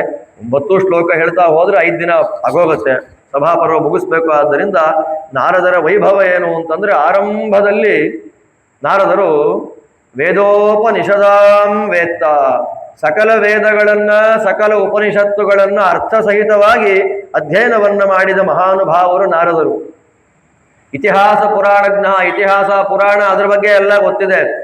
ನೃತ್ಯಗಾನ ವಿಶಾರಧ ಅಂತ, ಡ್ಯಾನ್ಸ್ ಮಾಡ್ಲಿಕ್ಕೂ ನಾರದರಿಗೆ ಗೊತ್ತು, ಸಂಗೀತ ಹೇಳಲಿಕ್ಕೂ ಗೊತ್ತು. ಈ ತರ ಅವರನ್ನ ಪರಿಚಯ ಮಾಡಿಕೊಟ್ಟು ಕೊನೆಗೆ ಹೇಳ್ತಾರೆ, ಕೆಲವರಿಗೆ ಇವ್ರು ಮಾತ್ರ ಬೇಕಾದವರು, ಈ ವರ್ಗದಲ್ಲಿ ಕೆಲವರಿಗೆ ಮರ್ಯಾದೆ, ಅವರಿಗೆ ಎಕ್ಸ್ ವರ್ಗದಲ್ಲಿ ಇಲ್ಲ, ಅವರು ವೈ ವರ್ಗದಲ್ಲಿ ಮಾತ್ರ ಮರ್ಯಾದೆ ಅವರಿಗೆ. ಇವರಿಗೆ ವೈ ವರ್ಗದಲ್ಲಿ ಮರ್ಯಾದೆ ಅಲ್ಲ, ಎಕ್ಸ್ ಅಲ್ಲಿ ಮಾತ್ರ. ನಮ್ಮ ನಾರದ್ರು ಹಾಗಲ್ಲ, ಎ ಇಂದ ಶುರು ಮಾಡ್ಕೊಂಡು ಝೆಡ್ ವರೆಗೂ ಎಲ್ಲ ವರ್ಗದಲ್ಲಿಯೂ ಒಂದೇ ರೀತಿಯಾದ ಮರ್ಯಾದೆಯನ್ನು ಪಡೆದ ಮಹಾನುಭಾವರು ನಾರದರು. ಅವರು ಪಾತಾಳಕ್ಕೆ ಹೋಗ್ಲಿ, ಬನ್ನಿ ನಾರದರೇ ಅಂತ ಕರೀತಾರೆ. ಮನುಷ್ಯ ಲೋಕಕ್ಕೆ ಬರಲಿ, ನಾರದರೇ ಬನ್ನಿ ಅಂತಾರೆ. ಅಲ್ಲೆಲ್ಲೋ ರಾಕ್ಷಸನ ಮನೆಗೆ ಹೋಗ್ಲಿ, ನಾರದರೇ ಬನ್ನಿ ಅಂತಾರೆ. ವೈಕುಂಠಕ್ಕೆ ಹೋಗ್ಲಿ, ಬಾಪ್ಪ ನಾರದ ಅಂತಾರೆ. ಈ ಎಲ್ಲ ಕಡೆಗಳಲ್ಲಿ ಸಮಾನವಾದ ಮರ್ಯಾದೆಯನ್ನ ಸ್ವೀಕಾರ ಮಾಡಿಕೊಂಡ ಮಹಾನುಭಾವರು ನಾರದರು. ಸುರಾಸುರ ಗಣಾರ್ಚಿತ, ದೇವದೈತ್ಯರ ಗಣಗಳಿಂದ ವಿಶಿಷ್ಟವಾದ ಮರ್ಯಾದೆಯನ್ನ ಸ್ವೀಕಾರ ಮಾಡಿಕೊಳ್ಳುವಂತಹ ವ್ಯಕ್ತಿ ನಮ್ಮ ಮನೆಗೆ ಬಂದ್ರು ಅಂದ್ರೆ, ಅವರೆಲ್ಲ ಅಷ್ಟು ಏಕಪ್ರಕಾರವಾದ ಮರ್ಯಾದೆಯನ್ನ ಕೊಡ್ತಾರೆ ಅಂದ್ರೆ ಅದಕ್ಕೆ ಮೂಲ ಕಾರಣ ಏನು ಗೊತ್ತಾ? ಇಲ್ಲಿಂದನ್ನ ಅಲ್ಲಿಗೆ, ಅಲ್ಲಿದ್ದನ್ನ ಇಲ್ಲಿಗೆ ಹೇಳಲ್ಲ ಅವರು ಅಂತ ಅರ್ಥ. ಅಷ್ಟು ನಂಬಿಕೆ ಅವರ ಮೇಲೆ. ನಾರದರು ಚುಚ್ಚಿ ಕೊಡುವಂತಹ ವ್ಯಕ್ತಿತ್ವ ಅಲ್ಲ, ಎಲ್ಲ ವಿಷಯಗಳನ್ನ ಎಲ್ಲ ಕಡೆ ಡಂಗೂರ ಹೊಡೆದು ಸಾರುವಂತಹ ವ್ಯಕ್ತಿತ್ವ ಅದಲ್ಲ. ಆದ್ದರಿಂದ ಅವರಿಗೆ ಎಲ್ಲ ಕಡೆಗಳಲ್ಲಿ ಏಕಪ್ರಕಾರವಾದ ಮರ್ಯಾದೆ ಬರಲಿಕ್ಕೆ ಕಾರಣ ಅದೇ. ಅಂಥವ್ರು ಬಂದರು. ಕೊನೆಗೆ ಒಂದು ವಿಷಯವನ್ನು ಹೇಳ್ತಾರೆ, ಯಾವುದೇ ವಿಷಯ ತಗೊಳ್ಳಿ, ಸಂಗೀತ ಹೇಳೋದು, ಡ್ಯಾನ್ಸ್ ಮಾಡೋದು, ಪ್ರವಚನ ಮಾಡೋದು, ಎಲ್ಲ ವಿಷಯದಲ್ಲೂ ಕೂಡ ನಾರದರಿಗೆ ಸಮಾನನಾದ ವ್ಯಕ್ತಿ ಯಾರು ಅಂತ ಹುಡುಕ್ತಾ ಹೋದ್ರೆ ಇಲ್ವ, ಇವನು ನಾರದರಿಗೆ ಸಮ, ಇಂಥವನ್ ನಾರದರಿಗೆ ಸಮ, ಇವನ್ ನಾರದರಿಗಿಂತ ಉತ್ತಮ ಇಲ್ವಂತ. ಸರ್ವಸ್ಯ ಅಪ್ರತಿಮಸ್ತಥ, ಎಲ್ಲ ವಿಷಯಗಳಲ್ಲಿ ಅಪ್ರತಿಮವಾದಂತಹ ಪಾಂಡಿತ್ಯವನ್ನ ಪಡೆದ ವ್ಯಕ್ತಿಗಳು ನಮ್ಮ ನಾರದ ಮಹಾಮುನಿಗಳು. ಅವರ ಹೆಸರನ್ನ ಹೇಳಲಿಕ್ಕೂ ನಮ್ಮ ನಾಲಿಗೆ ಶುದ್ಧ ಇರಬೇಕು. ನಾರದ ಅನ್ನುವ ಸ್ಮರಣೆಯನ್ನ ಮಾಡಲಿಕ್ಕೂ ನಮ್ಮ ನಾಲಿಗೆಯಲ್ಲಿ ಒಳ್ಳೆ ದೇವರ ನೈವೇದ್ಯವಾದ ಅನ್ನ ತಿಂದ್ರೆ ಮಾತ್ರ ನಾರದರ ಬಗ್ಗೆ ಒಳ್ಳೆ ಮಾತು ಬರುತ್ತೆ ಬಾಯಲ್ಲಿ. ಇಲ್ಲ ಅಂದ್ರೆ ನಾರದರನ್ನ ತುಂಬಾ ಡಿಗ್ರೇಡ್ ಆಗಿ ನೋಡಿ ನಮ್ಮ ಸಾಧನೆಯನ್ನ ಹಾಳು ಮಾಡಿಕೊಳ್ಬೇಕಾಗುತ್ತೆ. ಅಂಥ ನಾರದ ಮಹಾಮುನಿಗಳು ಬಂದ್ರು, ಒಳ್ಳೆಯ ಆಸನವನ್ನ ಕೊಟ್ರು, ಅರ್ಘ್ಯಪಾದ್ಯ ಆಚಮನಗಳನ್ನ ಕೊಟ್ರು. ನಾರದರು ಬಂದಾಗ ಎಲ್ಲ ಎದ್ನಿಂತ್ರು, ಕೈ ಮುಗಿದು ನಮಸ್ಕಾರ ಮಾಡ್ತಾರೆ. ಮಹಾನುಭಾವರು ಮನಸಾ ಹರಿಂ ಸ್ಮರನ್, ಮನಸ್ಸಿನಲ್ಲಿ ನಾರಾಯಣ ನಾರಾಯಣ ಅಂತ ಭಗವಂತನ ಸ್ಮರಣೆಯನ್ನು ಮಾಡ್ತಾ ಆ ಧರ್ಮರಾಜ ಕೊಟ್ಟ ಆಸನದಲ್ಲಿ ಕೂತ್ಕೊಳ್ತಾರೆ. ಕೂತ ಮೇಲೆ ಸುಮಾರು ಇಲ್ಲಿಂದ ಒಂದು 120 ಶ್ಲೋಕಗಳಲ್ಲಿ ರಾಜರುಗಳು ಹೇಗಿರಬೇಕು ಅಂತ ಅನ್ನೋದನ್ನ ಪಾಠ ಮಾಡ್ತಾರೆ. ನಮಗದೆಲ್ಲ ಬೇರೆ, ರಾಜನೇ ಇಲ್ಲ, ರಾಜನ ಧರ್ಮ ತಗೊಂಡು ನಾವೇನು ಮಾಡ್ಬೇಕು, ನೀನ್ ಹೇಗಿದ್ಯಪ್ಪ, ನಿನ್ನ ಕಥೆ ಏನು, ನಿನ್ನ ರಾಜ್ಯ ಹೇಗಿದೆ ಅನ್ನೋದೆಲ್ಲ ನಿರೂಪಣೆ ಮಾಡಿ, ರಾಜನಾದವನು ಪ್ರಜೆಗಳನ್ನ ಹೇಗೆ ಕಾಪಾಡಬೇಕು, ರಾಜನಾದವನ ಲಕ್ಷಣಗಳೇನು, ರಾಜನಾದವನ ಕರ್ತವ್ಯಗಳೇನು ಅಂತ ಅನ್ನೋದನ್ನ ಚೆನ್ನಾಗಿ ನಿರೂಪಣೆ ಮಾಡಿ, ರಾಜನಾದವನು ಯಾವುದನ್ನ ಬಿಡಬೇಕು ಅನ್ನುವ ಗುಣಗಳನ್ನು ಹೇಳ್ತಾರೆ. ಅದೊಂದು ಪ್ರಧಾನವಾದದ್ದು. ಒಬ್ಬ ರಾಜ್ಯಕ್ಕೆ ಅಧಿಕಾರಿಯಾಗಿದ್ದಾನೆ, ಒಬ್ಬ ಶಾಸಕ ಇದ್ದಾನೆ, ಇಡೀ ರಾಜ್ಯವನ್ನ ನಿಯಮನ ಮಾಡ್ತಾ ಇದ್ದಾನೆ, ರಾಜ್ಯವನ್ನ ಆಳ್ತಾ ಇದ್ದಾನೆ ಅಂತಂದ್ರೆ ಅವನಲ್ಲಿ 14 ಗುಣಗಳು ಇರಬಾರ್ದಂತೆ. ಆ 14 ಗುಣಗಳಲ್ಲಿ ಪ್ರಧಾನವಾದದ್ದು ಯಾವುದು ಅಂದ್ರೆ, ಯಾರು ದೇವರನ್ನ ನಂಬುತ್ತಾರೆ, ಯಾರು ಧರ್ಮದಲ್ಲಿ ನಂಬಿಕೆ ಇಟ್ಟಿದ್ದಾರೆ ಅವರನ್ನ ಹೀಯಾಡಿಸಲಿಕ್ಕೆ ಹೋಗಬಾರದು ಅಂತ ದೊಡ್ಡ ಮಾತು. ನಾಸ್ತಿಕ್ಯಂ, 14 ಗುಣಗಳು ಹೇಳ್ತಾರೆ. ಇವತ್ತು ನಮ್ಮನ್ನು ಆಳುವಂತಹ ವ್ಯಕ್ತಿಗಳಲ್ಲಿ ನಮ್ಗೆ ಯಾರು ಇಷ್ಟ ಆಗ್ತಾರೋ ಅವ್ರನ್ನ ತಗೊಂಡು ಪಕ್ಕದಲ್ಲಿ ಇಟ್ಕೊಂಡ್ರೆ ಎಷ್ಟೆಷ್ಟು ದುರ್ಗುಣಗಳಿದೆ ಅವರಲ್ಲಿ ಅಂತ ಆಲೋಚನೆ ಮಾಡ್ತಾ ಬಂದ್ರೆ ಗೊತ್ತಾಗ್ಬಿಡುತ್ತೆ ನಾವು ಯಾರಿಗೆ ಓಟ್ ಹಾಕ್ತಾ ಇದೀವಿ. ನಾಸ್ತಿಕ್ಯಂ, ದೇವರಲ್ಲಿ, ಧರ್ಮದಲ್ಲಿ, ದೇವತೆಗಳಲ್ಲಿ, ಶಾಸ್ತ್ರಗಳಲ್ಲಿ ನಂಬಿಕೆ ಯಾರಿಗೆ ಇಲ್ಲ ಅವನು ಧರ್ಮದಿಂದ ರಾಜ್ಯವನ್ನ ಪರಿಪಾಲನೆ ಮಾಡ್ಲಿಕ್ಕೆ ಆಗೋದಿಲ್ಲ, ಅವನು ರಾಜನಾಗಬಾರದು ಅಂತ ಒಂದು ಮಾತು. ಅದರಲ್ಲಿ ಇನ್ನೊಂದಿದೆ. ಆದಿಪರ್ವದಲ್ಲಿ ಕಣಿಂಕ ನೀತಿ ಅಂತ ಒಂದು ಬರುತ್ತೆ. ಆ ಕಣಿಂಕ ನೀತಿ ಅಂದ್ರೆ ಮೋಸ ಮಾಡೋದು ಅಂತ. ಮೋಸ ಮಾಡೋದು ಹೇಗೆ ಅಂತಂದ್ರೆ, ಯಾರು ದೇವರನ್ನ, ವಿಶೇಷವಾಗಿ ಶಬ್ದ ಬರ್ತಾ ಇದೆ, ಯಾರು ದೇವರನ್ನು ನಂಬ್ತಾರೆ ಅವ್ರ ಹತ್ರಕ್ಕೆ ನಾನು ದೇವರನ್ನು ನಂಬ್ತಾ ಇದ್ದೇನೆ ಅಂತ ವೇಷ ಹಾಕೊಂಡೇ ಹೋಗಿ ಮೋಸ ಮಾಡಬೇಕಂತ. ತಾನು ವೈಯಕ್ತಿಕವಾಗಿ ದೇವರಲ್ಲಿ ಧರ್ಮದಲ್ಲಿ ನಂಬಿಕೆ ಇಲ್ಲ, ಆದ್ರೆ ಬಹುಸಂಖ್ಯಾತರೆಲ್ಲರೂ ಕೂಡ ದೇವರಲ್ಲಿ ಧರ್ಮದಲ್ಲಿ ನಂಬಿಕೆ ಇಟ್ಕೊಂಡವರೇ ಇದ್ದಾರೆ. ಅವರ ಓಟ್ ನಮಗೆ ಬೀಳಬೇಕು, ಅವರಿಗೆ ನಾವು ಅವರಿಂದ ಚುನಾಯಿತರಾಗಿ ರಾಜರಾಗಬೇಕು ಅಂದ್ರೆ ಏನ್ ಮಾಡಬೇಕು ಅಂತಂದ್ರೆ ಮೋಸ ಮಾಡು, ನಾನು ದೇವರಲ್ಲಿ ನಂಬಿಕೆ ಇಟ್ಟುಕೊಂಡಿದ್ದೇನೆ ಅಂತ ಅನ್ನೋ ತರ ಬಿಲ್ಡಪ್ ಕೊಡು, ಶೋ ಆಫ್ ಮಾಡು. ಹೌದಪ್ಪ, ಇವನು ದೇವರಲ್ಲಿ ನಂಬಿಕೆ ಇಟ್ಕೊಂಡಿದ್ದಾನೆ ಅಂತ ಓಟ್ ಹಾಕ್ತಾರೆ. ನೀನು ರಾಜನಾದ ಮೇಲೆ ದೇವಸ್ಥಾನಗಳನ್ನ ಒಡಿ, ಗುಡಿಗಳನ್ನ ಮುರಿ, ಎಲ್ಲ ಧರ್ಮವನ್ನ ಸಮೂಲವಾಗಿ ನಾಶ ಮಾಡಿಬಿಡು. ಇದು ಒಂದು ರೀತಿಯ ಧರ್ಮ.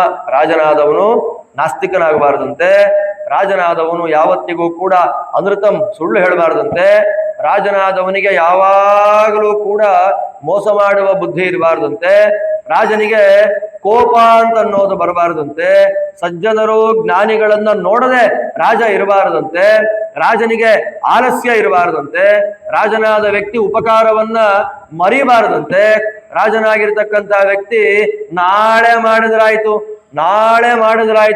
ಒಂದ್ಸಲ ಓಟ್ ಹಾಕಿದಾರಲ್ಲ 5 ವರ್ಷ ಏನೂ ಸಮಸ್ಯೆ ಇಲ್ಲ. ಇಲ್ಲ 5 ವರ್ಷ ಆದ್ಮೇಲೆ ಮತ್ತೆ ಯಾಕ್ರಿ ನೀವೀ ಕೆಲಸ ಮಾಡಿಲ್ಲ ಅಂತ ಕೇಳಿದ್ರೆ ಪ್ರಾಬ್ಲಮ್ ಆಯ್ತಪ್ಪ, ನನಗೆ ಸೆಂಟರ್ ಇಂದಾನೋ ಎಲ್ಲಿಂದಾನೋ ಫಂಡ್ಸೇ ಬರ್ಲಿಲ್ಲ, ನಾನೇನ್ ಮಾಡ್ಲಿ ಅಂತ ಮತ್ತೆ ತಳ್ಳಿ 5 ವರ್ಷ ತಗೊಳ್ಳೋದು. ಹಾಗೆ ದೀರ್ಘ ಸೂತ್ರತಾ ಇರಬಾರ್ದಂತೆ ರಾಜನಾದವನಿಗೆ. 24 ಗಂಟೆ ದುಡ್ಡೆಲ್ಲಿಂದ ಬರುತ್ತೆ? ಅದಕ್ಕೆ ಇದೆಲ್ಲ ಮಹಾಭಾರತವನ್ನು ನಮ್ಮಲ್ಲಿ ಯಾಕೆ ದೂರ ಮಾಡ್ತಾರೆ ಕೆಲವರು ಅಂತಂದ್ರೆ, ಇಲ್ಲಿ ಹೇಳಿದ ವಿಷಯಗಳೆಲ್ಲ ಅವರು ಮಾಡ್ತಾ ಇರ್ತಾರಲ್ಲ, ಅದಕ್ಕೋಸ್ಕರ ಮಹಾಭಾರತ ಬೇಡ ಅವರಿಗೆ. ತತ್ರಾಪಿ ರಾಜಕಾರಣದಲ್ಲಿ ಇರುವಂತಹ ವ್ಯಕ್ತಿಗಳಿಗೆ ಮಹಾಭಾರತ ದೂರ ಯಾಕೆ ಅಂತಂದ್ರೆ, ನೀನ್ ತಪ್ಪು ಮಾಡ್ತಾ ಇದ್ಯಾ, ನೀನ್ ಈ ತರ ಮಾಡಬಾರದು ಅಂತ ಪಾಠ ಮಾಡುತ್ತಲ್ಲ. 24 ಗಂಟೆ ನಾನು ಏನು ಮಾಡಿದ್ರೆ ನನಗೆ ದುಡ್ಡು ಬರುತ್ತೆ, ದುಡ್ಡು ಯಾವ ಮೂಲದಿಂದ ಸಂಪಾದನೆ ಮಾಡಬಹುದು ಅಂತ ರಾಜನಾದವನು ಯಾವಾಗಲೂ ಆಲೋಚನೆಯನ್ನ ಮಾಡ್ತಾ ಇರಬಾರದಂತೆ. ಅಯೋಗ್ಯರನ್ನ ಮಂತ್ರಿಗಳನ್ನಾಗಿ ರಾಜ ಇಟ್ಕೊಳ್ಬಾರದಂತೆ.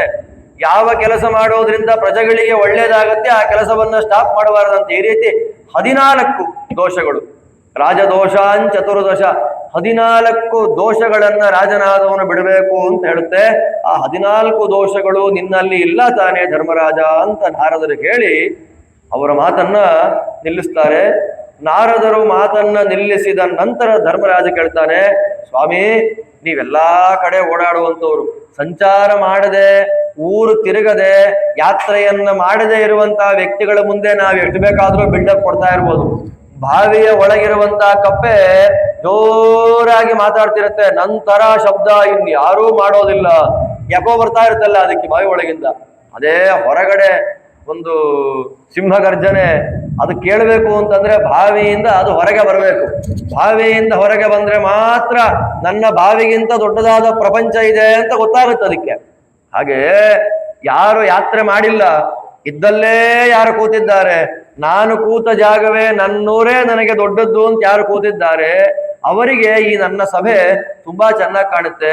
ಆದ್ರೆ ನಾರದ್ರೆ ನೀವು ಸಂಚಾರ ಮಾಡದೇ ಇರೋ ಲೋಕನೇ ಇಲ್ಲ. ಮೇಲೆ ಕೆಳಗೆ ಹಿಂದೆ ಮುಂದೆ ಏನೆಲ್ಲ ಆದ್ರೂ ಕೂಡ ನಿಮ್ ಕಣ್ಣಿಗೆ ಕಟ್ಟದಂತೆ ಪಿಕ್ಚರ್ ತರ ಓಡ್ತಾ ಇರುತ್ತೆ ನಿಮ್ ಕಣ್ಣೆದುರಿಗೆ. ಆದ್ದರಿಂದ ಸ್ವಾಮಿ, ನನ್ನ ಸಭೆಯನ್ನ ನೀವು ನೋಡಿದ್ದೀರಿ, ಈಗ ನನ್ನ ಸಭೆಯ ಪರಿಚಯ ನಿಮಗಾಗಿದೆ, ನನ್ನ ಸಭೆಯ ವೈಭವ ಏನು ಅಂತ ನಿಮಗೆ ಗೊತ್ತಾಗಿದೆ. ಈ ರೀತಿಯಾದ ಸಭೆಗಳು ಬೇರೆ ಬೇರೆ ಸಭೆಗಳು ಎಲ್ಲಿದೆ, ಆ ಬೇರೆ ಬೇರೆ ಸಭೆಗಳ ವೈಭವಗಳೇನು?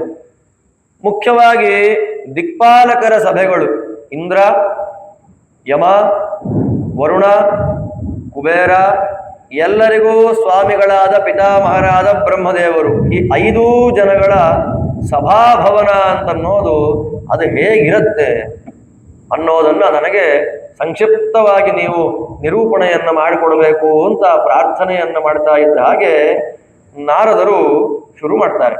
ಅವರು ಇಂಥ ಸಭೆಗೆ ಹೋಗಿಲ್ಲ ಅಂತಿಲ್ಲ, ಎಲ್ಲ ದೇವತೆಗಳ ಎಲ್ಲ ರೀತಿಯಾದ ಸಭೆಗಳನ್ನು ದರ್ಶನ ಮಾಡಿಕೊಂಡು ಬಂದ ಮಹಾನುಭಾವರು ನಾರದರು. ಆರಂಭದಲ್ಲಿ ದೇವಲೋಕಾಧಿಪತಿಯಾದ ಇಂದ್ರನ ಸಭಾಭವನವನ್ನ ನಿರೂಪಣೆ ಮಾಡ್ತಾರೆ.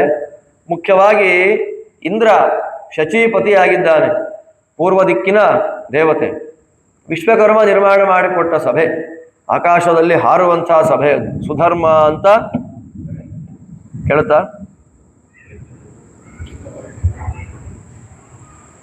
ಕರೆಂಟ್ ಹೋಯ್ತಾ? ಆ ಸಭೆಗೆ ಸುಧರ್ಮ ಅಂತ ಹೆಸರು, ಸುಧರ್ಮ ಸಭಾ ಅಂತ. ಆ ಸಭೆಯಲ್ಲಿ ತುಂಬಾ ಜನ ದೇವತೆಗಳಿರ್ತಾರೆ. ಆ ತುಂಬಾ ಜನ ದೇವತೆಗಳಿದ್ರೂ ಕೂಡ ಒಬ್ಬನೇ ಒಬ್ಬ ರಾಜ. ಯಾವ ರಾಜರಿಲ್ಲ ಅಲ್ಲಿ. ಇಂದ್ರನ ಸಭೆಯಲ್ಲಿ ಕೂತ್ಕೊಳ್ಳಿಕ್ಕೆ ಯೋಗ್ಯನಾಗಿರ್ತಕ್ಕಂಥ ರಾಜ ಒಬ್ಬನೇ ಅವನು, ಹರಿಶ್ಚಂದ್ರ ಅಂತ ಅವನ ಹೆಸರು. ಹರಿಶ್ಚಂದ್ರ ಅನ್ನುವ ಒಬ್ಬನೇ ಒಬ್ಬ ರಾಜ ಇಂದ್ರ ಸಭೆಯಲ್ಲಿ ವಿರಾಜಮಾನನಾಗಿರ್ತಾನೆ. ಅಂಥ ಇಂದ್ರನ ಮನೆಯಲ್ಲಿ ಭಗವಂತ ವಾಮನ ರೂಪದಿಂದ ಅಥವಾ ಉಪೇಂದ್ರ ರೂಪದಿಂದ ಇದ್ದು ಇಂದ್ರನ ಪೂಜೆಯನ್ನ ಸ್ವೀಕಾರ ಮಾಡಿಕೊಳ್ತಾ ಇರ್ತಾನೆ. ಅಲ್ಲಿ ಪೂರ್ವ ದಿಕ್ಕಿನಲ್ಲಿ ವಿರಾಜಮಾನವಾದಂತಹ ಸಭಾಭವನ. ಅಲ್ಲಿಂದ ದಕ್ಷಿಣ ದಿಕ್ಕಿಗೆ ಬಂದರೆ ಆ ದಕ್ಷಿಣ ದಿಕ್ಕಿಗೆ ನಿಯಾಮಕನಾಗಿ ನಿಂತಿರ್ತಕ್ಕಂತಹ ವ್ಯಕ್ತಿ ಮಹಾನುಭಾವನಾದ ಯಮಧರ್ಮ. ಆ ಯಮಧರ್ಮನ ವೈಭವ ಏನು ಅಂದ್ರೆ, ಯಾರು ತಪ್ಪು ಮಾಡ್ತಾರೆ ಅವರೆಂಥವರೇ ಆಗಿರಲಿ, ಅವರಿಗೆ ಯೋಗ್ಯವಾಗಿರ್ತಕ್ಕಂತಹ ಶಿಕ್ಷೆಯನ್ನು ಕೊಡೋದು ಯಮಧರ್ಮರಾಜನ ಒಂದು ಕೆಲಸ. ಸಾಮಾನ್ಯವಾಗಿ ನಮ್ಮಲ್ಲಿ ಮಾತಾಡ್ತಾ ಇರ್ತಾರೆ, ಈ ಗರುಡ ಪುರಾಣ ಅದು ಇದೆಲ್ಲ ಕೇಳಿಬಿಟ್ರೆ ಧರ್ಮ ಇದೆ, ದೇವರಿದ್ದಾರೆ, ಸ್ವರ್ಗ ಇದೆ, ಬಟ್ ನರಕ ನಂಬೋಲಿಕ್ಕೆ ಕಷ್ಟ ಆಗುತ್ತೆ ರೀ. ಯಮಧರ್ಮರಾಜ ಅಂತ ಒಬ್ಬ ಇದ್ದಾನೆ ಅಂತ ನಂಬಲಿಕ್ಕೆ ಕಷ್ಟ ಆಗುತ್ತೆ. ಯಮ ಇಲ್ಲ,